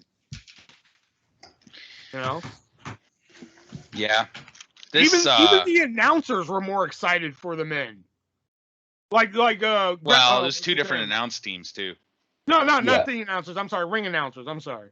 Go back and watch the announcements for like Greg Valentine. It's now time for the women's Money in the Bank ladder match, and then when Nikki Cross wins, he's just like, and your winner, Nikki Cross. Yeah, I know he doesn't say Cross, but whatever. And then when Big E wins, it's like, your winner, Mr. Money in the Bank, Big E. It's like two different fucking things, man. How do you get excited for a superhero winning a fucking Money in the Bank ladder match? You're missing my point, though. No. I mean, they're trying to make the women more relevant and everything. And they are. But when you can't make us excited for it, how are we supposed to? I mean, yes, we didn't think it was a good match, but if you can't even trick people into thinking that it was an exciting match, like, fuck, man. I don't think the crowd was even that excited, though. And if the crowd's not into it, how do you get into it? This match. I also like the Ricochet tightrope spot. Yeah, that was pretty cool. Where he Ricochet. I will say that if Ricochet wasn't a star before that match, it definitely was now. It definitely is now. Sorry. I like how Shinsuke Nakamura sneaked in a GTS there. Mm-hmm. And that was nice. Even the celebration time Big E got. Big E had like a fuck ton of time to celebrate and everything. Nikki was like up the ramp holding the briefcase. They're like, yeah, she won. All right, next match. Like, what? Huh? Yeah. Big E got to sit in the ring and have fucking dinner and coffee and. He's one step away from Kofi and Woods coming out there. I know, right? Shit. I was surprised they didn't. Well, I was surprised Woods didn't anyway. After the loss that Kofi had, I think him selling it would have been good. Not time. Or is good. But I will say this is going to surprise you. This was my match of the night. What? I fucking loved this ladder match. There wasn't a lot of hokey bullshit. The Seth Rollins and Morrison on the outside arguing and getting attacked by, Ricochet and all them doing outside dives made sense. They were laughing at each other when they fucking got hit. It was hilarious. Some of the spots were really good. Seth and Morrison working together. The fucking and you probably mentioned this already, but the leapfrog over the ladder that he did was awesome. All the high spots in this match made sense, and if they were a little bit hokey, they were so incredible that I couldn't fucking argue with it. This was the match of the fucking night, and as much as I still think Cesaro should have been in this match and won it, I'm okay with Big E winning it. I'm okay with Big E winning. Listen, I'm okay with Big E winning, and I'm not saying it's a terrible match. I just think when they're trying to do a women's and men's Money in the Bank ladder match, and they're trying to treat the women's as equal as the men in this day and age, this was a horrible example of that. They treated the women's Money in the Bank ladder match just bad for that wasn't just bad on a producer standpoint though. That was bad in the ring. That didn't make any sense. It was fucking stupid. Just the whole thing was dumb. It was everybody's fault. It wasn't just WWE's fault that match sucked. I disagree. I think it was WWE's fault on that. Whoever planned that match out the way it was. I mean, the ring announcers even put no effort into it. The timing of it, like I said, Big E had time to fucking have coffee in the ring and fucking dance and fucking throw a parade and shit. And Nikki was like up the ramp, hugging the briefcase, and boom, we're done. We're at it. You know, like that's again, in this time where they're trying to make the women more equal and shit, they did not show that with these two matches. I'm not saying that the men's match was bad. You know? It was a decent ladder match. They did have some good holy shit moments in there and shit. You know? But I just think compared to the women's match, like if they did not have a men's Money in the Bank ladder match this year, like if it was just a women's ladder match, I think it would have been a decent match. Decent at best. You know? If it was this match, it wouldn't have been. Because that match, that women's ladder match was fucking horrid. All right. So that, Nick, anything to add about the men's ladder match? My match of the night as well. I will say. Okay. But no, nothing else to add other than that. Okay. All right. Next up is the main event, which is Edge going for the Universal Championship against Roman Reigns. And the first thing I want to note here is that at the time, it's a couple days now, but at the time they said it was Roman Reigns' 322nd day as champion. And I got to say, usually when people hold the championship for long periods of time like that, you usually feel it. With Reigns, I didn't feel that. Yeah. You know, usually, like the Cena, it's like, fuck, he's been champion for this long. But with Reigns, I was like, fuck, it's been 322 days already. Yep. He's had consistently good feuds and matches, though. Has he had a bad feud? Since he got the title? He's made everyone since he's been in. Like, the feuds he's been in, it's been the Roman show, and that's very clear. Like, I mean, it's definitely the character switch, and I'm not even going to say the alignment with Heyman, because I think if Heyman wasn't his special counsel, but he was still the tribal chief, I think he would be just fine at this point. And I'm really starting to question why Paul Heyman's even a part of this. Money. Yeah. Oh, you think JTG should be involved? Yeah, I agree. No, JTG's the next North American national heavyweight champion, I think, in NWA. He lost. So. It's Chris Adonis. Oh, the Adonis one. Oh, cool. Yep. I will say, I'm not liking, it's one thing that every time Edge makes a comeback, he comes back with a beard, but now he's keeping the beard, and I don't like it.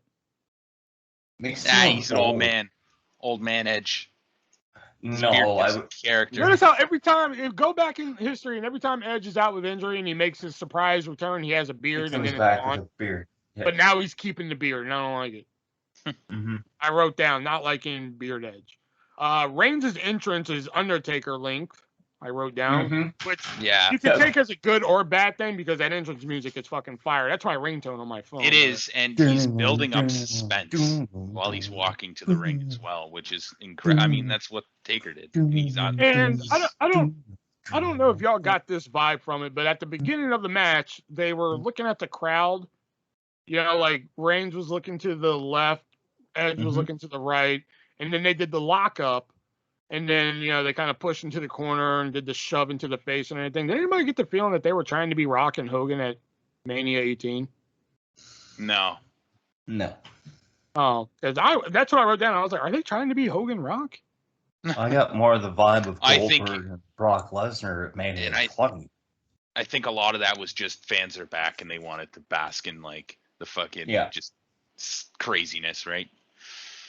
And you saw that a lot on people walking out, even heels, like Charlotte Flair. When she walked out, she fucking almost was taken aback by. Even Bliss with her character, she when she ripped off the robe or the dress, and the fans went nuts. Even she had to hide it a little bit. Yeah, you know what I'm saying? Which I get. Then it just went downhill from there. Because I wrote, I'm getting bored. Then after a little bit longer, I wrote, I'm really bored. And then I wrote, this is what Lashley and Kofi could have been. I wrote down a curious case of chain wrestling and reminders of Reigns versus Triple H at WrestleMania 32 and not the good reminders. And now, to understand this next part, now, I don't have the network. I use a outside website to watch the pay-per-views that we review here. So I'm watching this in parts. So the part I'm on is part 3 out of 4. And I'm watching the match, and part 3 ends. And I just stopped watching. I stopped caring. That's how boring this match was. Damn. Mm-hmm. You know, it was just boring. There was nothing fucking happening. Nothing. And even the end sequence, like, I mean, the Usos show up, then the Mysterios show up. Yeah. They fight to the back. Charles Robinson gets hurt. Reigns pulls the bar from the chair. Seth Rollins, more Seth Rollins. Reigns wins. Oh, hey, it's big match, John. Is pretty much how the rest of the night went. It was just like, oh. Yeah. They should have put Money in the Bank, the men's Money in the Bank, on last and let Cena be the lead-in to that. Nope, they should have put on Viking Raiders and Amos and AJ last. No, that would have been awful. They had this show properly fucking built. I do think that the ladder match was better. However, I did like this match. Reigns versus Edge was way too long. It was it went on 12 minutes too long. It went on for 33 minutes, I think. That was too long. It should only went on for like 20. I think 32 minutes and 13 seconds was the count that I read. And that's way too long. Yeah, way too long. Yeah, I did like Rollins interfering, though, because it's setting up Rollins and Edge now, and I do like the idea of that. I think that'll be a good match if they do it at SummerSlam. And, Reigns retains, and we know who's next opponent, which could be interesting as well. I'm looking forward to that, too. Hated it. So I couldn't get into it, and that's why, like, when part 3 ended, didn't even bother going to part 4. So I was just like, screw it. So overall, that was the last match on the pay-per-view. So on a scale of 1 to 10, what are we giving Money in the Bank, the first WWE pay-per-view with fans other than WrestleMania, in about 400 days? That's solid 7.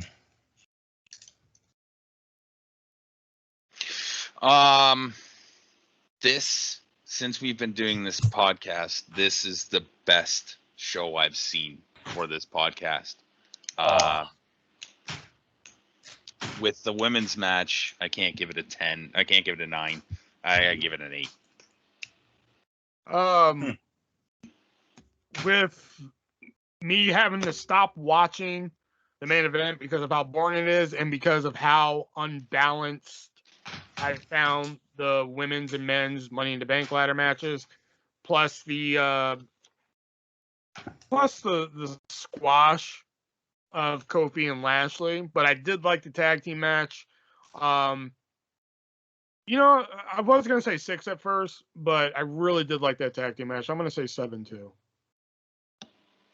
You know what? No, 7.1. 7.1. 7 point. You got to make Nick the asshole tonight. Fine, I'll make mine 6.9 just to make it fun. Can't even get a full 7.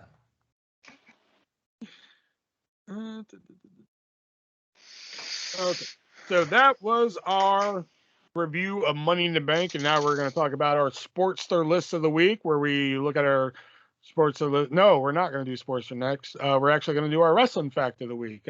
Why do I always forget that fucking little Fact of the Week? So, Nick, here's what your Fact of the Week. So our Wrestling Fact of the Week this week, it actually is like a case of a could have been a romance and it could have been family connection in wrestling. So back in his, in the glory days of his career, Andre the Giant was very, very, very special close friends with Rhonda Orton, the sister to Bob Orton, the aunt to Randall Keith. Incidentally, Andre even suggested the idea of marriage to Rhonda before he died. She wasn't sure if he was serious or not.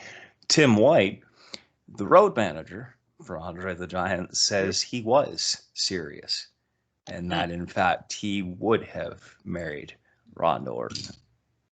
Oh, wow. So Andre, almost by marriage, was uncle to Randy. Oh, wow. Cool. Mm-hmm. That would have been different. Yeah. Yeah. Then we would have had to hear on TV every week, oh, he's the nephew of Andre the Giant. Yeah, pretty much, eh? Might have changed his career a little bit, actually. He'd been Randy the Giant. Randy the Giant. Can you imagine Randy Orton in a singlet? The RGO? With this stupid little afro. Wait. Oh, I was like, wait, RGO? What would that mean? Orton. All right, and before we get to our Sportster list of the week, we got to talk about another one of our sponsors here, the lovely and great people over at hardtofindtv.com and their sister site, fanmadedvd.com.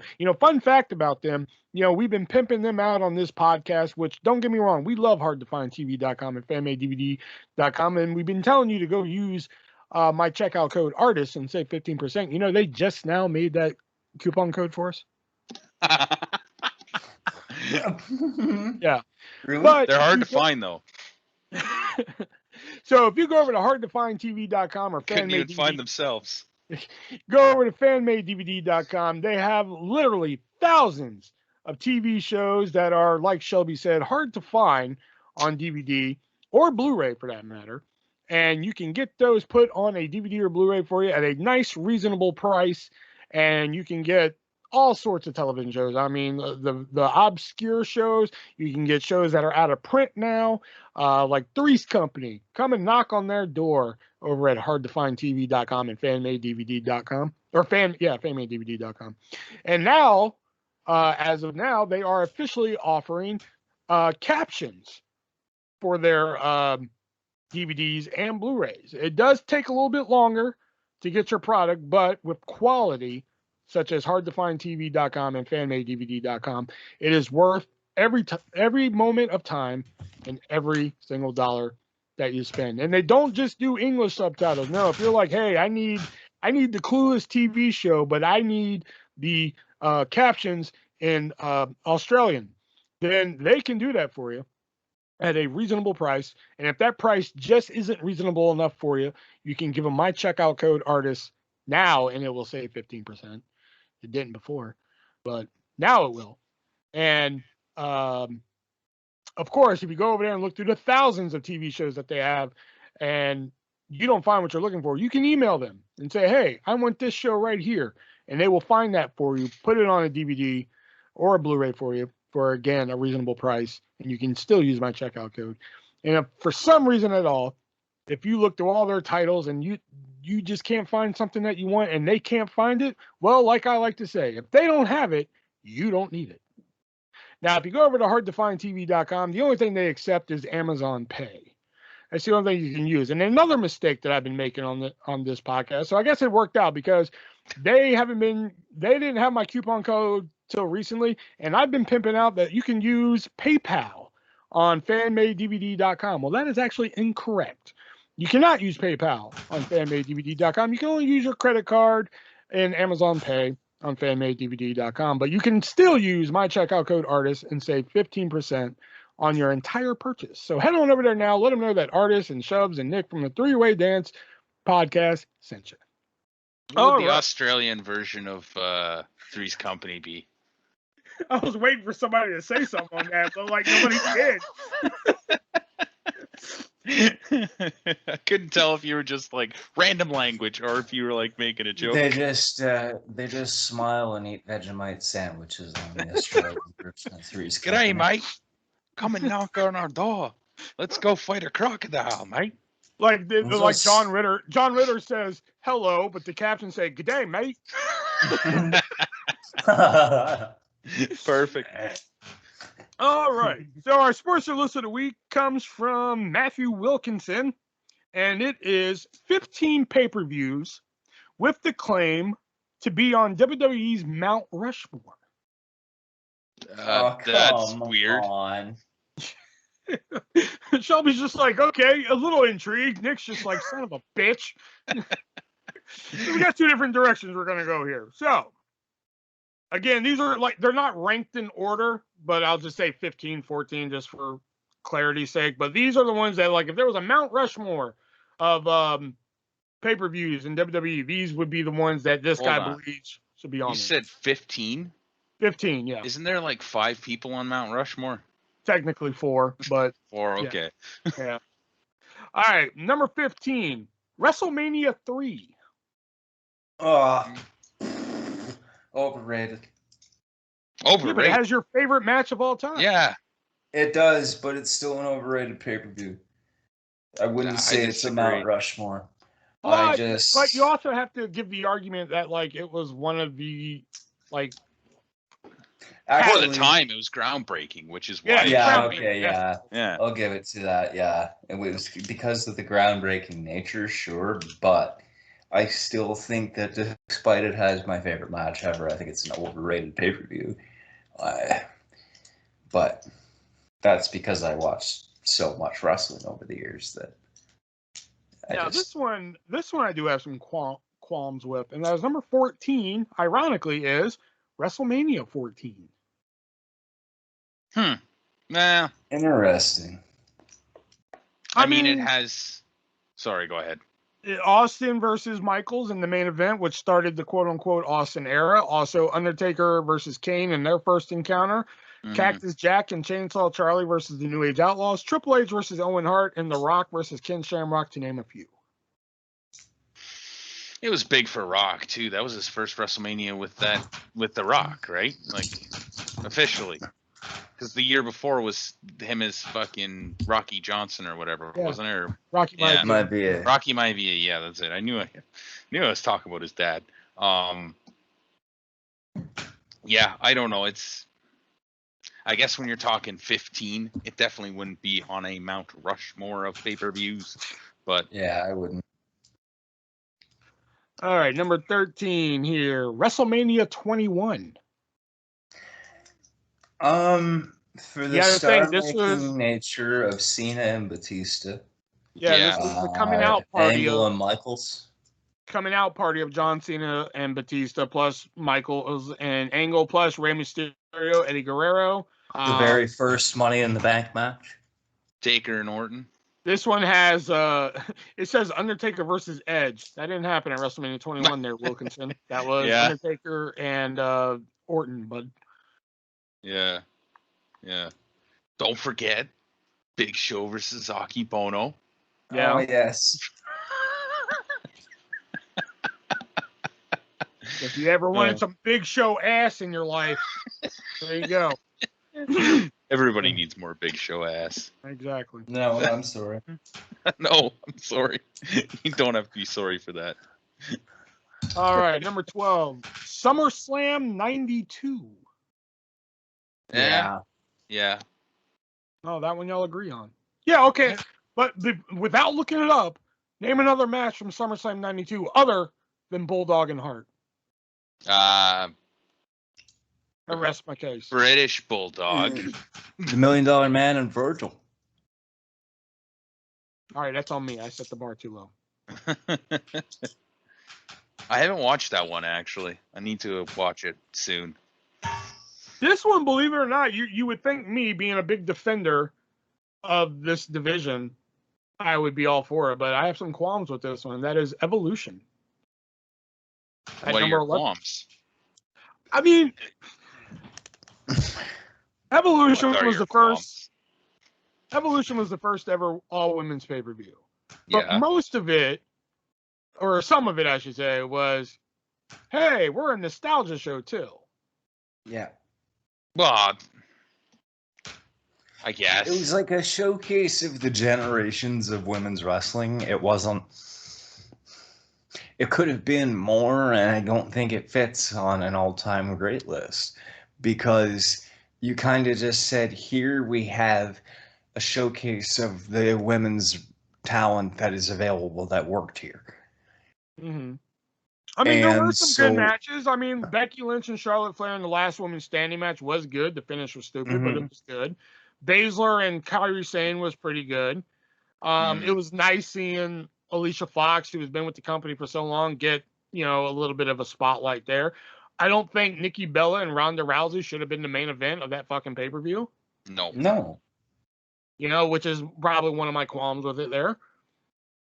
They said all the women's championships would be defended on this show. The NXT UK championship was not defended on this show.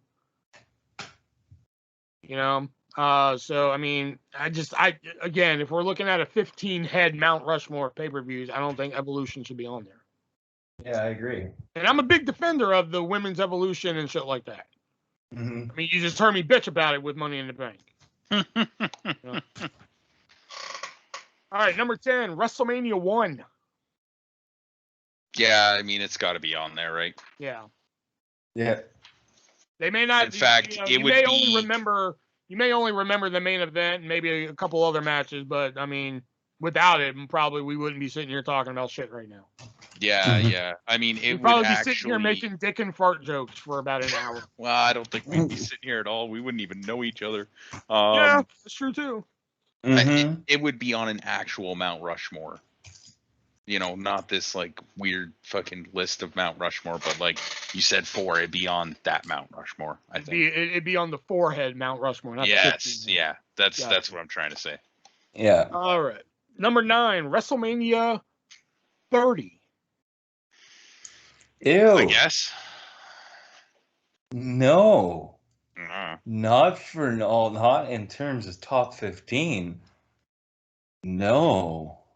This was when Yeselmania happened. This is also when the Undertaker's streak came to an end. Rusev. No, that was the Epic Tank was the year after. Never mind. Yeah. You had Cesaro's one moment to shine. In the not 30 but 31 man Andre the Giant Memorial Battle Royal. Mm-hmm. Number 8.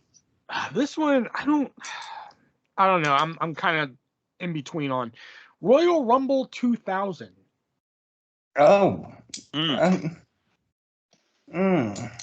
This was they had Triple H versus Cactus Jack in the street fight, the first ever tables match between Hardy Boys and Dudley Boys, the triple threat Intercontinental title match, Jericho, Holly, Chyna. Oh. Yeah. The only qualm I really have with this show is why didn't they do every tag team tables match like this afterwards? Mm-hmm. Where like both members of the team had to go through a table. Every tables match after this, it was one person goes through, that's it. And the only other time they did it like this was Survivor Series, whatever fucking year Paul Heyman turned on Lesnar. 2003. Thank you. 2. That was the only other year that they fucking did like all the members have to go through one. That was a 6-man, wasn't it? Yes. Yeah. Mm-hmm. When Rico screamed, "God damn it, Jeff!" I forgot about that. Yeah, I don't know. It was a good Royal Rumble match, and Foley or Cactus Jack and Triple H was good, but I mean, table match was good, but like I don't know, on a Mount Rushmore. I thought the table match was really good because I like that suspense of like, okay, this guy's gone through one, now they got to get the other one. Now when Bubba's already gone through one, if he goes through another one, it doesn't really fucking matter. Which they did that with Devon, did they? Yeah, not? exactly. Yeah. Which made the table match a little bit more exciting, which is why I'm just like, why didn't they do every table match like this? Mm-hmm. yeah, not everyone should have Jeff Hardy flipping off of a fucking car onto somebody, but still, at least put both members through a fucking table before it happens. It's still pretty incredible that Jeff Hardy could even walk still. Yeah. Considering everything he's jumped off of and landed on. And Speaking of which, I must remind us all that Jeff Hardy pinned Shitty Cross in 1 minute and 40 seconds last night. Yeah, Shelby, remember that? I'm gonna start crying. All right, coming in at number 7 is No Way Out 2001, which features a fatal 4-way hardcore match. That sounds I'm right. sorry. No, fatal 4-way Intercontinental Championship match. I'm sorry. Oh, that sounds about right too, actually. In the 3 stages of Hell match between Austin and Triple H. And Rock and Kurt Angle, isn't it? Rock and Kurt Angle, yes. Yeah.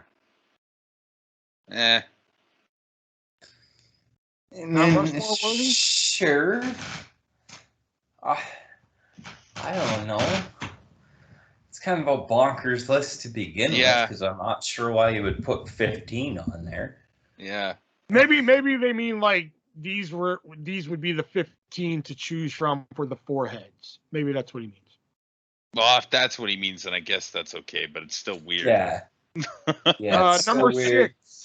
I you know what? I'm gonna go out on a limb and I'm gonna say yes to this one right off the bat, and that is ECW One Night Stand 2006. Yes. Meh. What?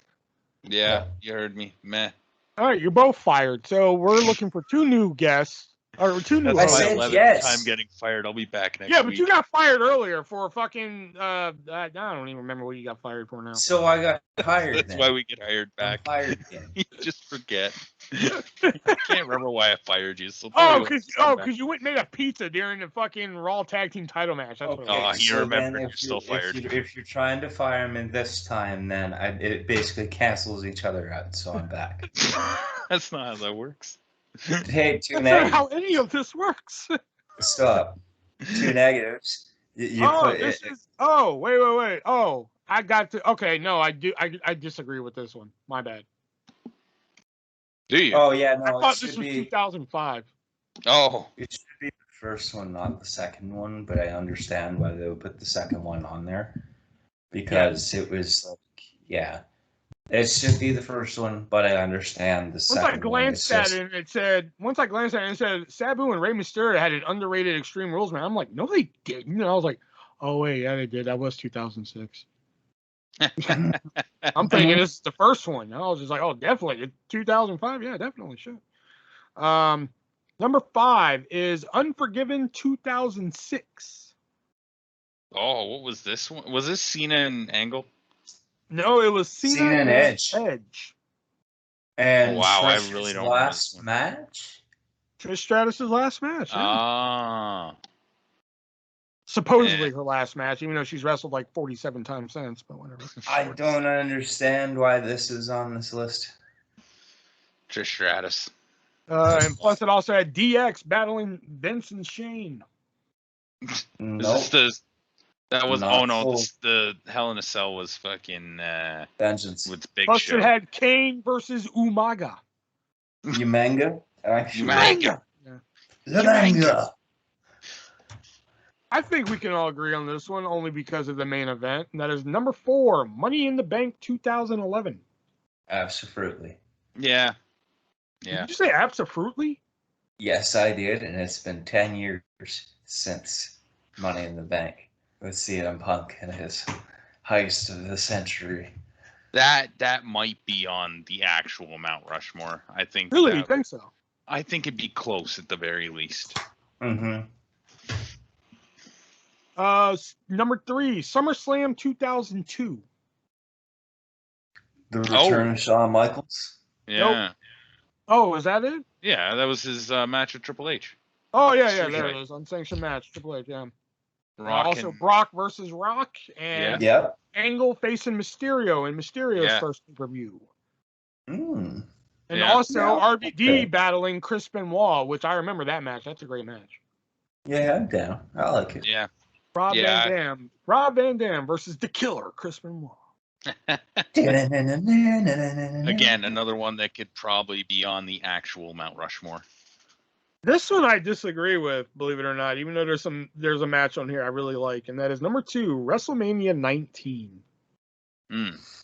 I really like certain aspects of the card, but I don't think it would belong on a Mount Rushmore. Yeah.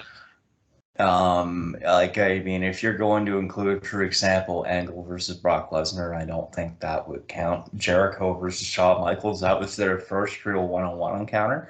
So, I mean, yay for that match. But in terms of the rest of the pay-per-view, I don't think it was nothing to write home about. Nathan Jones's big moment to shine on the big stage was spoiled because they didn't think he was ready. He wasn't. Limp Bizkit kind of under-delivered and overperformed like they usually do. There was Hogan and Vince. And that bloody face from Yeah. Vince. Rock in Austin. The last Rock in Austin, but not as good as the first two. I've heard people say that they prefer that one over the first two. I don't. Yeah, I think because I like it. Don't get me wrong, but it's not my favorite. Yeah. I mean, I like opening the show with some classic Matt facts after Limp Bizkit and whatever, but you know, I'm not even sure I would rank it in the top WrestleManias. All right, number 1 on the 15 pay-per-views with the best claim to be on the Mount Rushmore. Any guesses as to what number 1 can be? 17. Nick? Yeah, Royal Rumble 92. Oh, that's a good guess. But yeah, WrestleMania 17. Yeah, I know why that. I mean, we all know why that is. Yeah. The TLC match, Stone Cold battling The Rock, Kurt Angle, Chris Benoit. Wasn't that the year they had like the time submission match? No, we talked about this before. No, we talked about this yet. You're fucking with me. We've been over this. You're fucking with me. You're fired. You're Ladies fired. and gentlemen, we are looking for a new host podcast. Three-way dance. If you should do, you gotta do a lot though, because we don't do a whole lot for this. You have to facilitate the sponsors and also come up with the topics and the 3-word dance and everything else. Yeah, edit like and a cool nickname because I mean Neil Shelby or I has that, so. Yeah, it'd just be easier to keep me as the fucking host. Exactly. Probably. So, it's easier to replace you. You know what? You're on fire. With that, artists is rehired and applications are now closed. So please don't send those in, as we have no way to actually accept them, and we will not read them. And they wouldn't be worth the paper they're printed on. So you know, why would you send them via the mail? I don't know. Did you just disparage our listeners? No, because I mean they're not sending them via paper, right? So I mean it's not even real paper. So why would they? What if they do send them? Well, I do have Shelby's address if they want to send in applications. No, you do not have my address.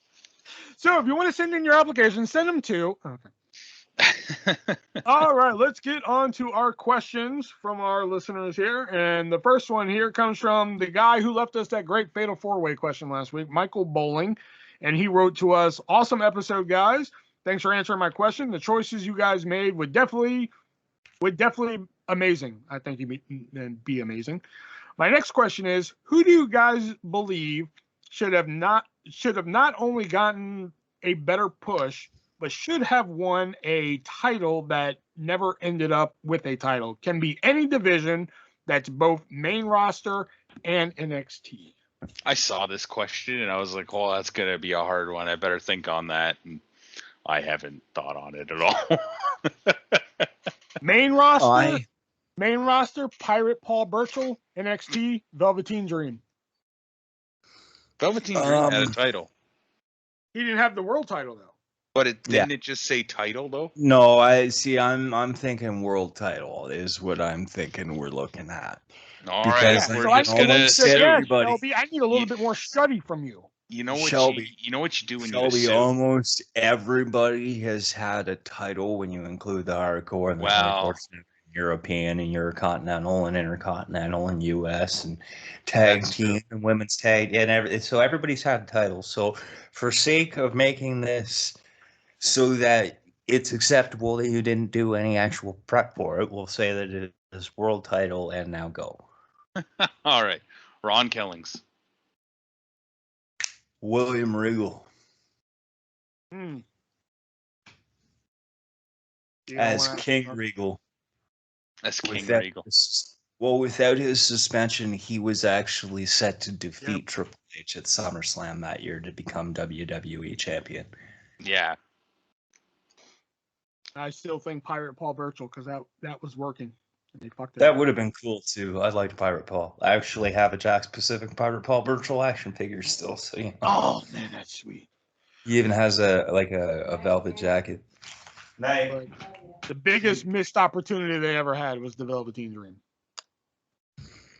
All right. Next one comes from Stug13. Hey, Michael Bowling, if you do listen to this again, we really like your questions. Don't be afraid to leave more than one. Yeah. And we like it when you say nice things about us too. Yeah. It makes our day go so much better. Yeah. We like our ego being stroked too. We don't get a lot of compliments on the podcast, so you know. Or in general. Yeah, that too. Stug138. What's your all's 3 favorite 80s cartoons? Ooh. Why does it always have to be 3? It's always 3 with him. Fuck. Garfield and Friends. Oh, that's a good one. My Pet Monster. I never watched and Darkwing Duck was the 90s, so I'm gonna say Astro Boy, like the old school anime one. Oh yeah. I never really watched it, but I'm pretty sure if I sat down and watched it, it'd be fucking awesome. And I think it came out in the 80s. Oh no, it didn't. No, that was the 90s. I was gonna say the New Kids on the Block cartoon.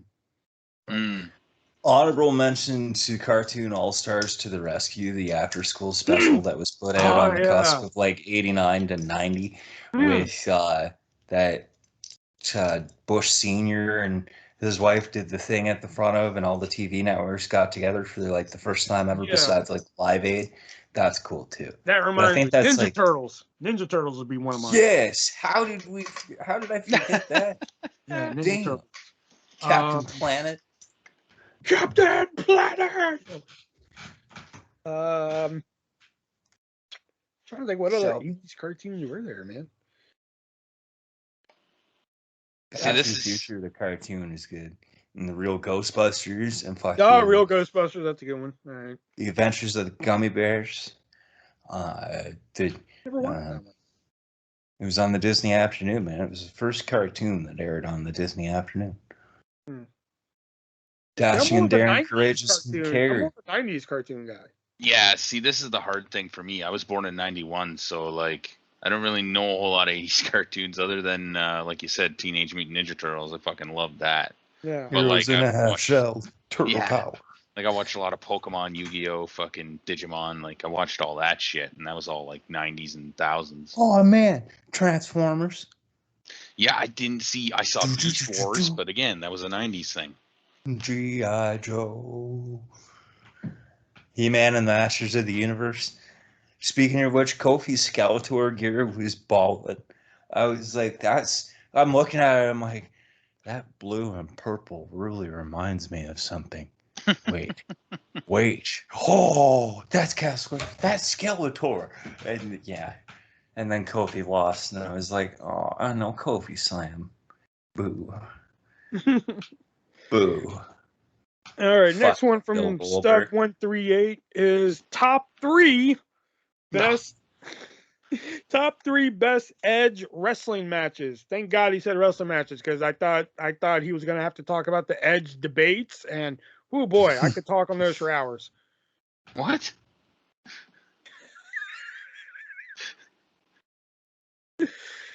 Edge wrestling matches. Well, number 1 definitely is Edge and Mysterio versus Angle and Benoit from No Mercy 03. My number 1 would be Edge versus Mick Foley from 22. That'd be my number 2, I think. Yeah, that'd be my number 2.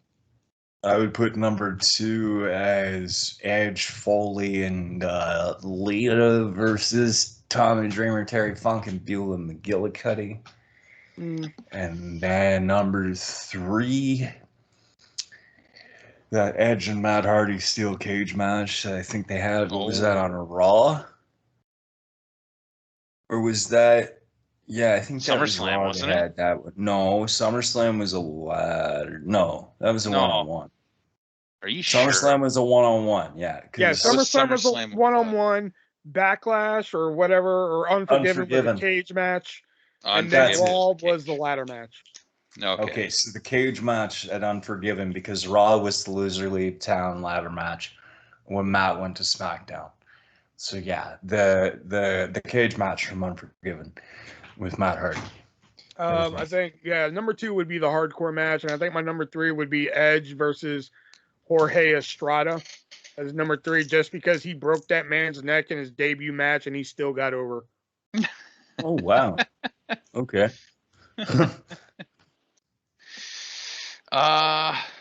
Go Edge and Shawn Michaels. I think that was a street fight. In no particular order, by the way. That's a street fight on Raw, was it not? Yeah, that was a good one. That was a good match. Mm-hmm. That was a good match. I'm gonna go Edge and Undertaker from WrestleMania that one year. I don't remember what year 24. it was. 24. Nice. Yeah, the main event of I'm sorry. Yeah, I love you. Yeah. Super kick to the face. And one of the first matches I watched in full, only because it's one of the first matches I watched in full, might be the first match I watched in full. Benoit and Edge versus Team Angle. Huh. All right, the next one from Stug138.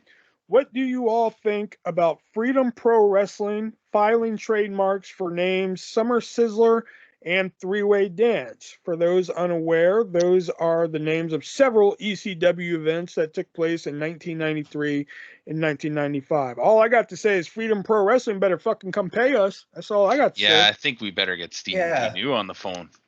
They better fucking send me a check. Dad, or I'm going to change the fucking name of this show to Summer Sizzler real quick. Summer Sizzle. Actually, Summerfest, I've heard, could still be available. So you're going to be banned from Summerfest. You mean SummerSlam? Yeah, SummerSlam. Freedom Pro. Damn you, Freedom Pro. We request preliminary royalty rights, plus infringement. Where's Stephen P. New when you need him? Damn. Well, I think in all honesty, if they're trademarking ECW names, I think technically ECW / Vince McMahon would be suing us. Yeah, that's true. But Vince probably does. Vince doesn't even know this exists. He probably. He probably doesn't care. He's never used the term three-way dance on it. Like they might have used it in the ECW version of WWE. But he owns ECW. He does own it. So if I went out and trademarked this show all of a sudden, he'd be like, hold on a fucking minute. Yeah. Challenge. Challenge, pal. Challenge. I own that name. All right. These next ones come from Andrew, and that was, how about that Money in the Bank pay-per-view? What are you looking forward to see develop from last night's results and happenings? Well, all right. I want to do a little bit of fantasy booking here, if that's okay. I want to talk about. Anyway. No, okay, all right. Go ahead. I wanted to talk about this earlier because I thought you guys were going to shit on the Kofi Kingston and Bobby Lashley match, but Kofi Kingston and Xavier Woods, and I know Raw's already happened. We know what's going on at SummerSlam for the world title, but Kofi Kingston and Xavier Woods trying to cheer up Kofi Kingston with all the pancakes and all the other bullshit that they do and stuff. Kofi's not having it. Kofi wants a title match, so they get him a #1 contenders match for the tag team titles. Well, during the match, Xavier Woods is doing his goofy bullshit again. Kofi's like, what the fuck? Fucking Raiders come in, take out Xavier. They pin him in the ring as Kofi's staring at him. Is like, man, fuck this shit. He fucking leaves without saying anything to Xavier. Xavier's all like, what the fuck? The next week on Raw, fucking Lashley's out doing a promo, has a match, whatever the fuck. Kofi comes up from behind after the match and beats the absolute fucking piss out of him. just fucking beats him down. I did not take you as seriously as I should have at Money in the Bank, but at SummerSlam, I am going to beat the living hell out of you. And just week after week, he keeps beating Bobby Lashley up until Bobby Lashley gives him a rematch. SummerSlam, Bobby Lashley, Kofi Kingston. Kofi Kingston wins the match. Xavier Woods and Big E come down to the ring. Earlier in the night, Big E says to Kofi, I'm not gonna cash in on you. I'm already planning on cashing in on Roman. All of a sudden, Big E gets to the ring. They're celebrating. He fucking takes the briefcase, smacks Woods in the face with it, fucking smacks Kofi in the face with it, pins Kofi 1, 2, 3. Kofi's out for fucking months, comes back at the Royal Rumble, wins the Royal Rumble match, goes on to WrestleMania to beat Big E for the fucking WWE Championship. I'm going to hit you back with a little bit of counter fantasy booking. Fair enough. So, going into SummerSlam, we've got Goldberg versus Lashley. Even though I hate to say this, old Bill pulls out the win. Out comes Big E. I can already hear Will crying. Out comes Big E. Yeah. We don't hear music or anything. He just comes up from behind. Big ending. The bell rings on account of Xavier Woods. Okay, so Xavier Woods is having the ref ring the bell. Big E's cashing in. Big E pins Goldberg. Big old Bill. Next night on Raw. The New Day Championship reunion celebration, whatever. Here's Big E. He's reunited with his boys. But Kofi's a little bit kind of apprehensive. He wants to be happy for E. But there's a reason he didn't go to the ring the night before. There's a reason why he's just kind of reserved. And you start building up more tension between Kofi and Woods. They go for the tag titles. They get they win by disqualification. There's an argument, a tussle. Big E calms him down. You continue it on. They go for the tag titles again. But it's a last chance shot while Styles and the Moss are champions. They lose because of a miscommunication. And Big E's trying to figure out, like, what's going on with my boy Kofi, man? Like, something's not right. Woods is starting to kind of think, okay, wait. So then, Big E retains in his first major championship defense. Here's Woods and Kofi. And they go to put E on their shoulders, but then Kofi suddenly drops. And E comes down, and Woods is like, what? And E's on the ground on his ass, and Kofi's just looking at the two of them. Hits a Shining Wizard on Big E. Hits Trouble in Paradise on Woods. He goes down to E and he says, I did it first. It's always been about me. I was here before you. I will be here after you. That title should be mine. We launch into Kofi versus Big E for however long we need to do it. Big E as face, Kofi as heel. Yeah. See, I got a reverse. That's interesting. I am for I think Big E needs to cash it in soon. Like, he should do it at SummerSlam before, like, anybody sours on him or whatever. And I do think that he should cash in on whoever the WWE champion is and not Roman Reigns. Oh yeah. You know, yeah. And I'd rather the New Day be together for his title reign, because I think that kind of makes it a little bit more special as well. And I'm not like a big New Day fan, to be honest with you, but I think it would just make it better.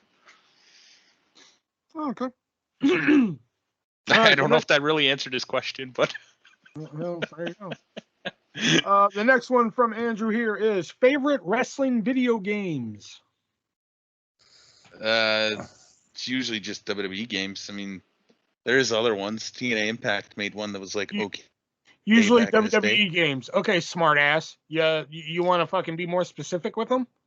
That's true. I'm honestly just thinking of like the fucking console games. I'm not thinking about all the fucking mobile games they made and shit. I didn't even think of that. Oh, some of the mobile games are fucking garbage. Like the most recent one they came out with, WWE Undefeated.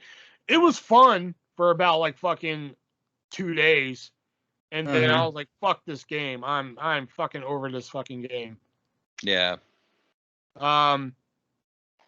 But favorite wrestling, I mean, WWF Royal Rumble for Super Nintendo, WWF No Mercy for 64, and SmackDown Here Comes the Pain for PS2.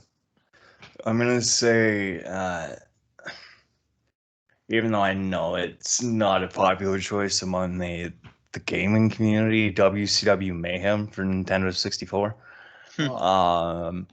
And then the 2 Day of Reckoning games for GameCube, both Day of Reckoning 1 and 2. Those games were fantastic.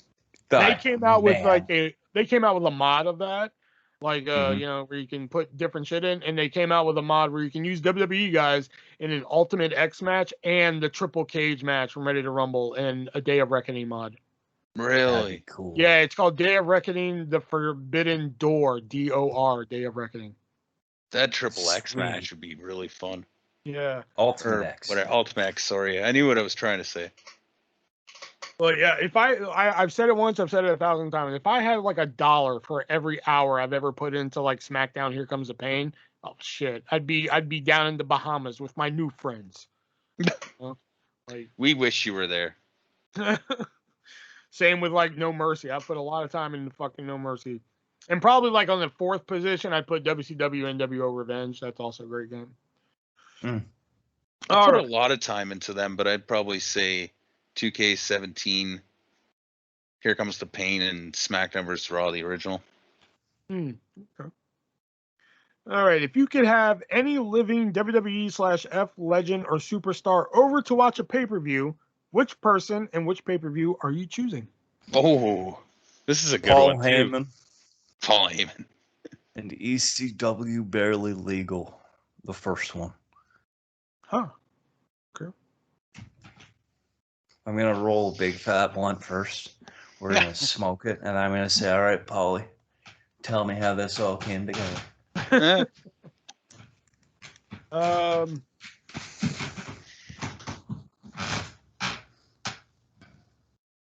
Trying to think of one. Yeah, me too. Because my go-to is Jim Cornette, but like I don't know if I'd want to watch a fucking wrestling show with Jim Cornette. All the pay-per-views I'm thinking of are like, oh wait, it says, oh, it doesn't say the pay-per-view has to be WWE, but it has to be a WWF/E legend. So fuck. I was gonna say David Arquette, Slamboree 2000, but hey, I mean, you know, WWE owns WCW, so That's therefore true. owns all intellectual rights and all sort of what happens. So technically, David Arquette, you know what? will count.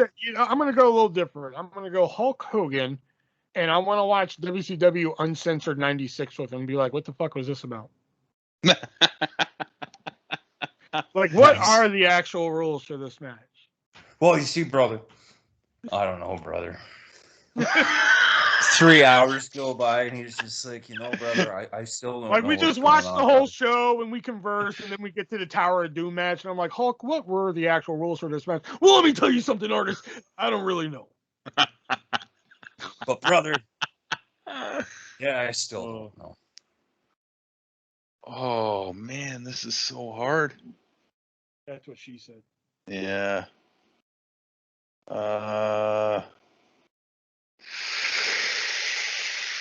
I'm gonna go. Fuck. Dusty Rhodes. And what pay-per-view? Starcade 80, 85 or 86? 86. You know, it'd be Starcade wild. 86.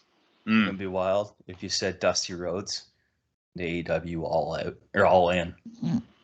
Was not that AEW, but All In, the very first one before AEW. See, I was thinking the like, one after that. All with Out. Cody and Dustin. All Out. Is that All Out?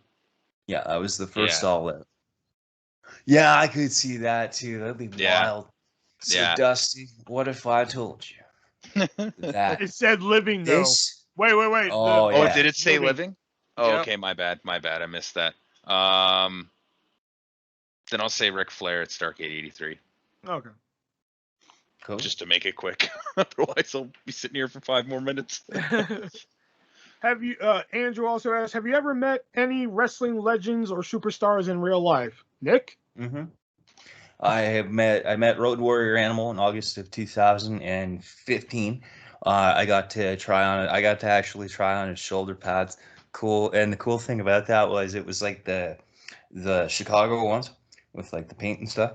I was like, are those like actual legit sweat stains? He said, oh yes. He said there's probably some blood and booze in there too. And I'm like, oh, God rest the man's soul. And you guys don't see this, but like our pictures on Skype are like from fucking eons ago. And the picture Nick actually uses is the picture of him and Animal of Nick wearing the spikes. Oh yeah, Then that's true.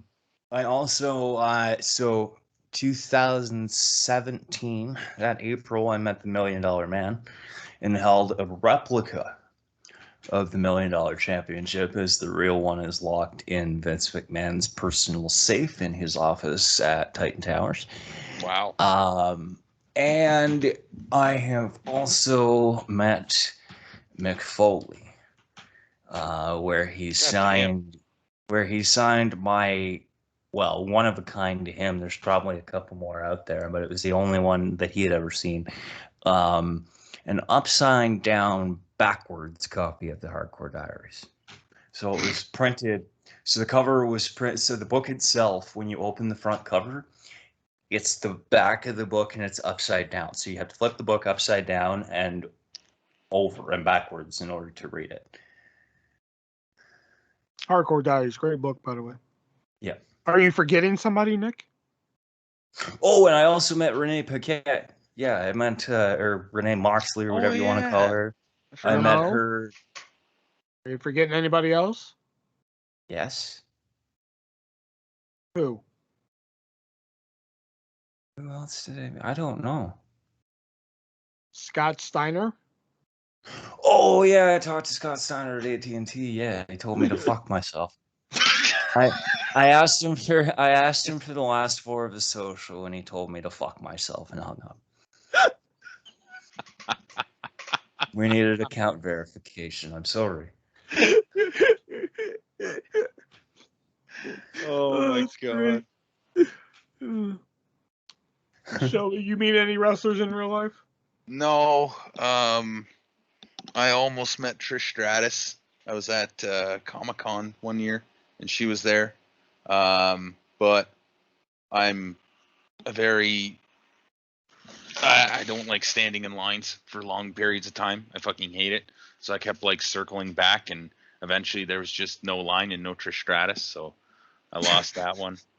And did you really think the line would ever shorten for Trish Stratus? I was hoping it would. I also didn't know what to get to sign. Like, I had nothing for her to sign, so... Just whip out your dick. Can you sign this, please? Whip out your ass cheek. It's just like...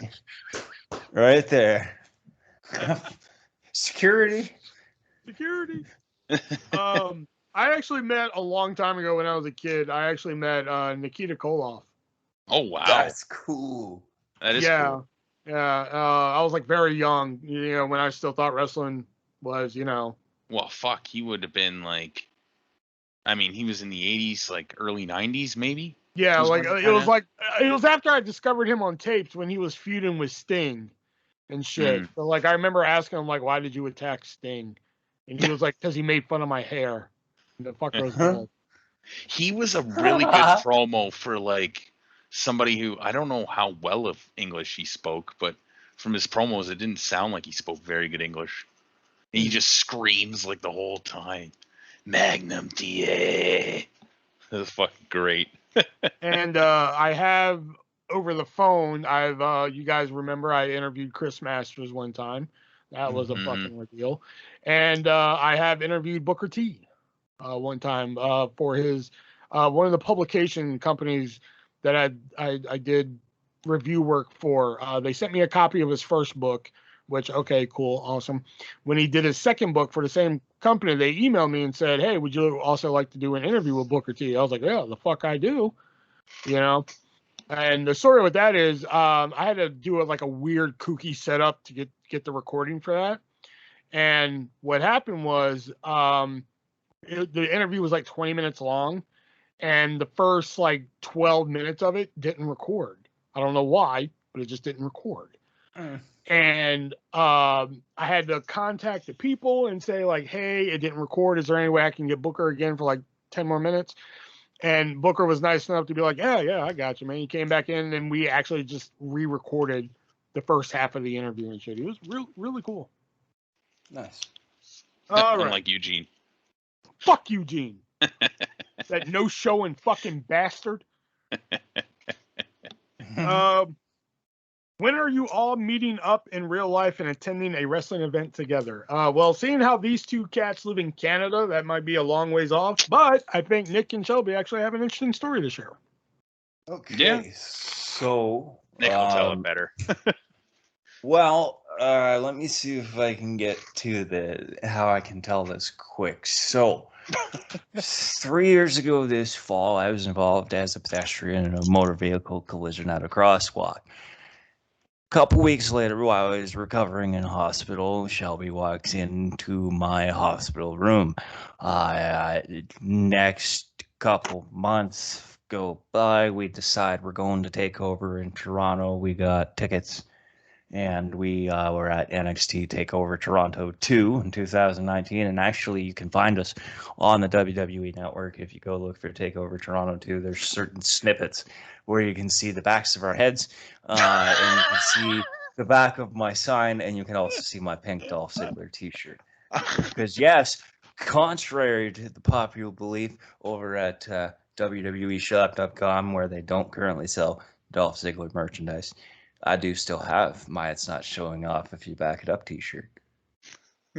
Like, you can see the backs of our... And that is actually the same show where Nick and Shelby, for some reason, disagree that Velveteen Dream, Pete Dunne, and Roderick Strong was a great match, which I don't know why, but whatever. I was probably the only person in Toronto that was cheering for Shayna Baszler that night.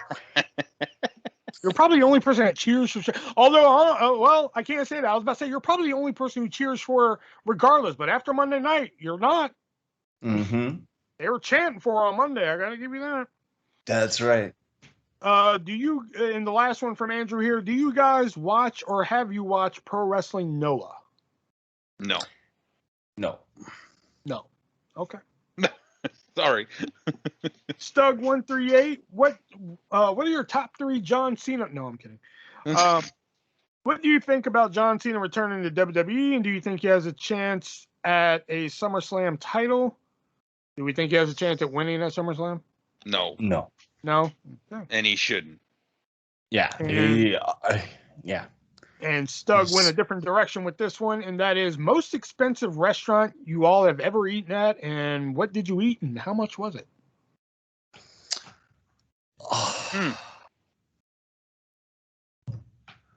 I ate at a restaurant in Texas called Perry's Steakhouse, and oh God.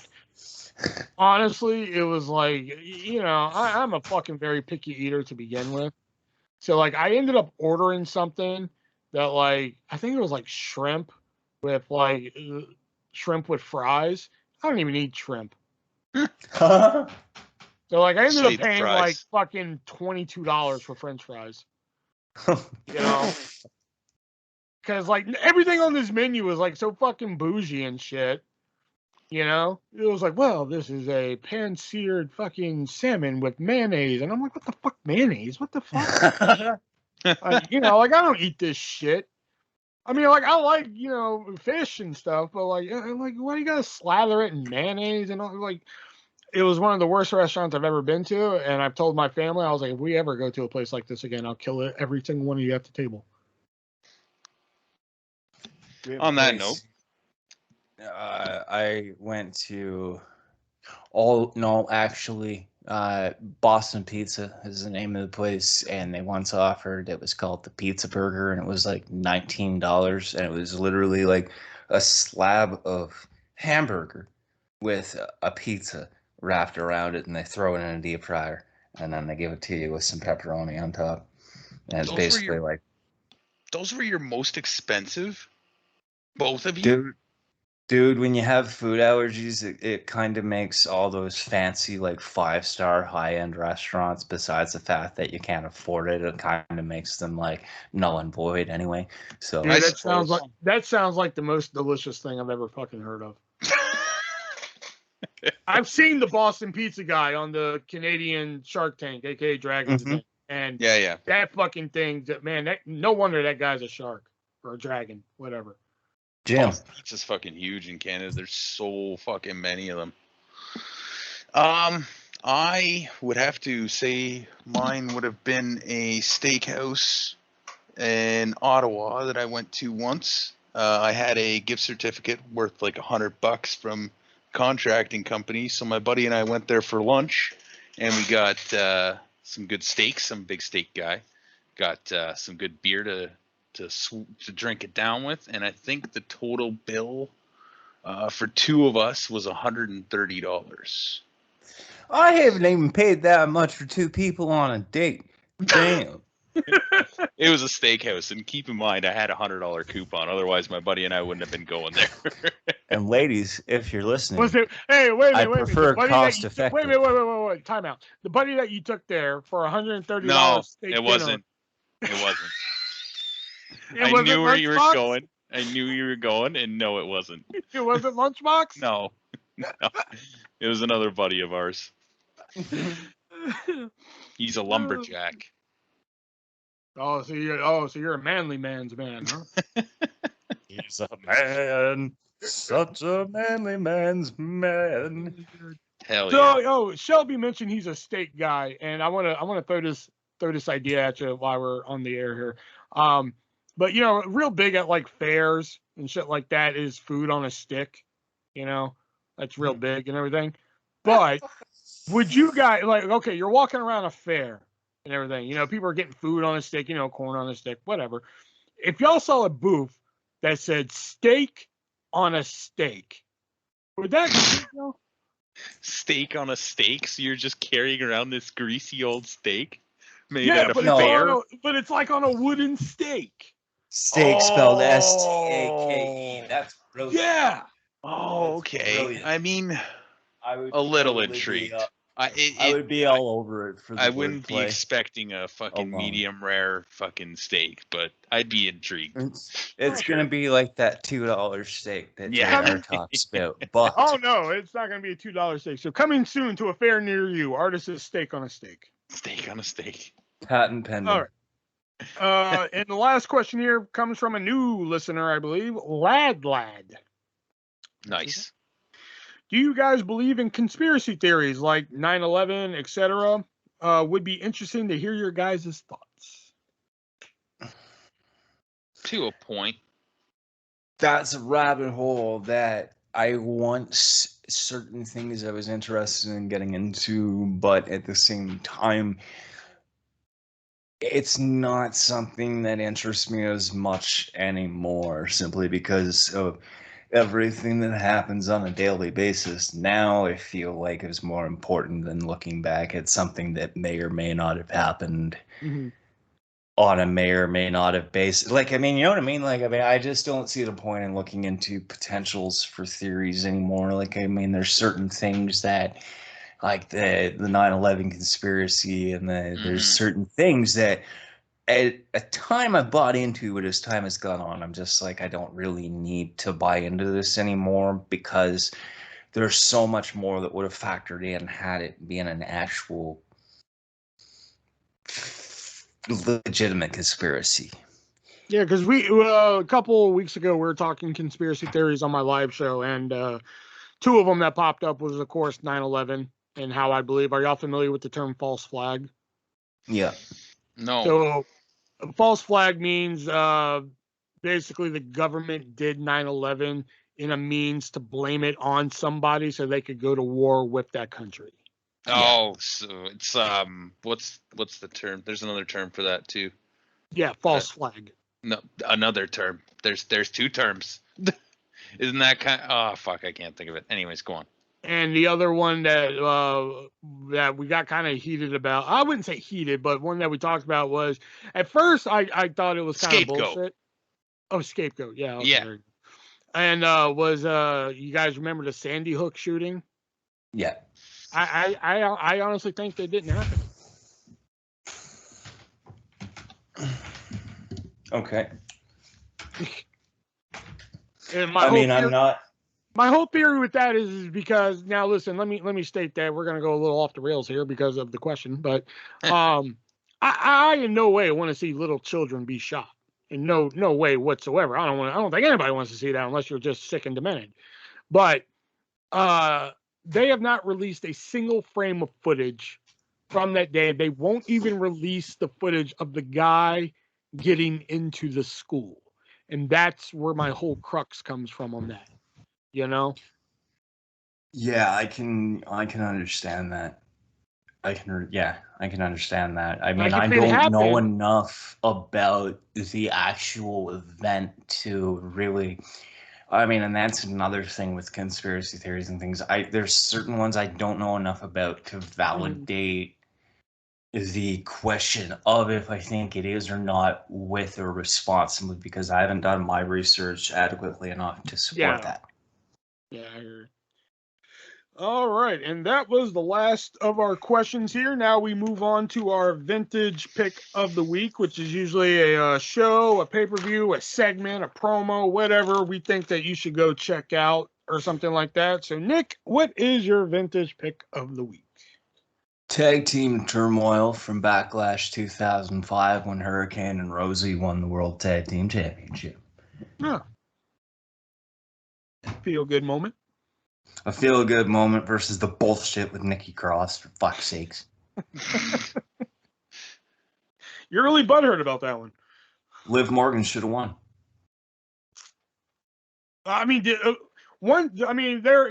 you can usually tell when they set up moments like that. I mean, she obviously had the advantage on SmackDown, so it was more than likely she was not going to win it on Sunday.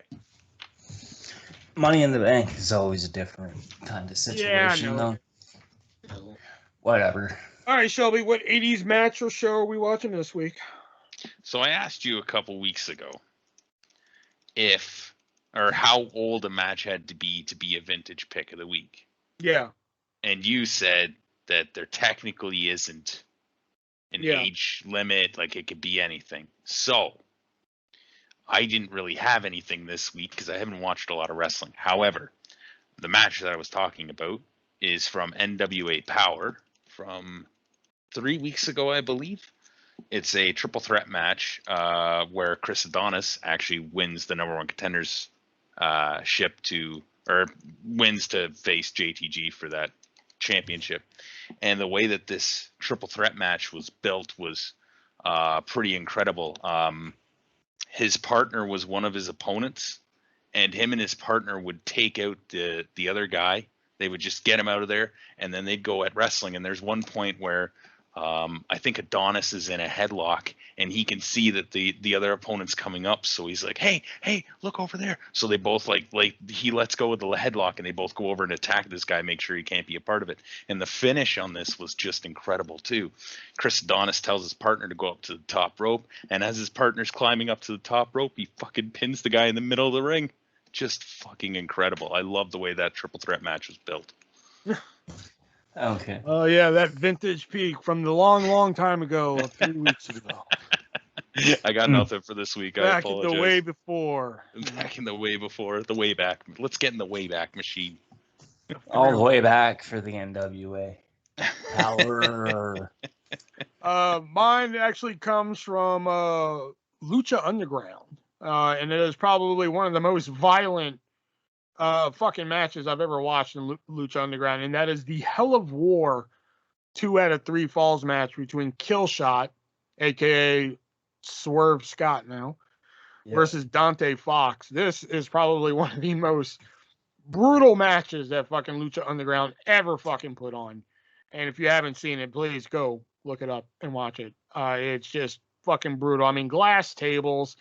Just about anything you can imagine happens in this match. It's about it, other than a fucking gun being pulled on somebody. which, I mean, they were, the storyline was that they were soldiers, so I'm surprised that didn't happen. And a gun was just whipped out and just somebody shot somebody at that point. But phenomenal match. Working shot. Like out of the Lucha Underground library, this is definitely like in my top 5 favorite Lucha Underground matches up there. Definitely check it out.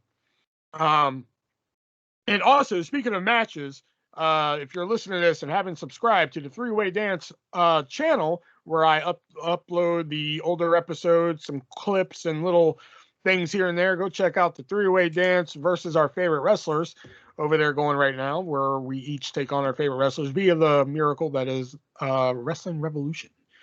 Coming up next is going to be a 6-man tag match where the 3 of us take on our wrestling legends. And there's the bell, so we know what that means. That signifies the end of the 3-way dance and what is now our longest episode to date. Woo! Wow. I know, right? But hey, time flies when you're having fun. You know? Yeah. So next week, I have no idea what we're doing next week. There's no pay-per-view next week? Nope. No. Oh, wait. No. AEW? No, not until September. Really? Holy Every shit. 3 months. Holy shit. Yeah, they don't put one on every 2 weeks like WWE does. Well, when you have like 50 different brands, you know, AEW's got 87 tag teams and WWE's got 50 different brands. So be sure to leave your questions down in the comments down below. I'm getting tired of having to come knock on all your doors to make you do it. Just do it now. Let's save some time here. Okay? We want to take bets on how many top 3s we're going to have next week. Nope. Don't do that, because then we're just going to have to do top 3s all fucking next week. And I really don't want to have to do that. You know? We'll do Rushmores instead. I know. Oh. All right. So for Nick and Shelby, I am the ArtistVersion1. And until next week, be breezy, guys.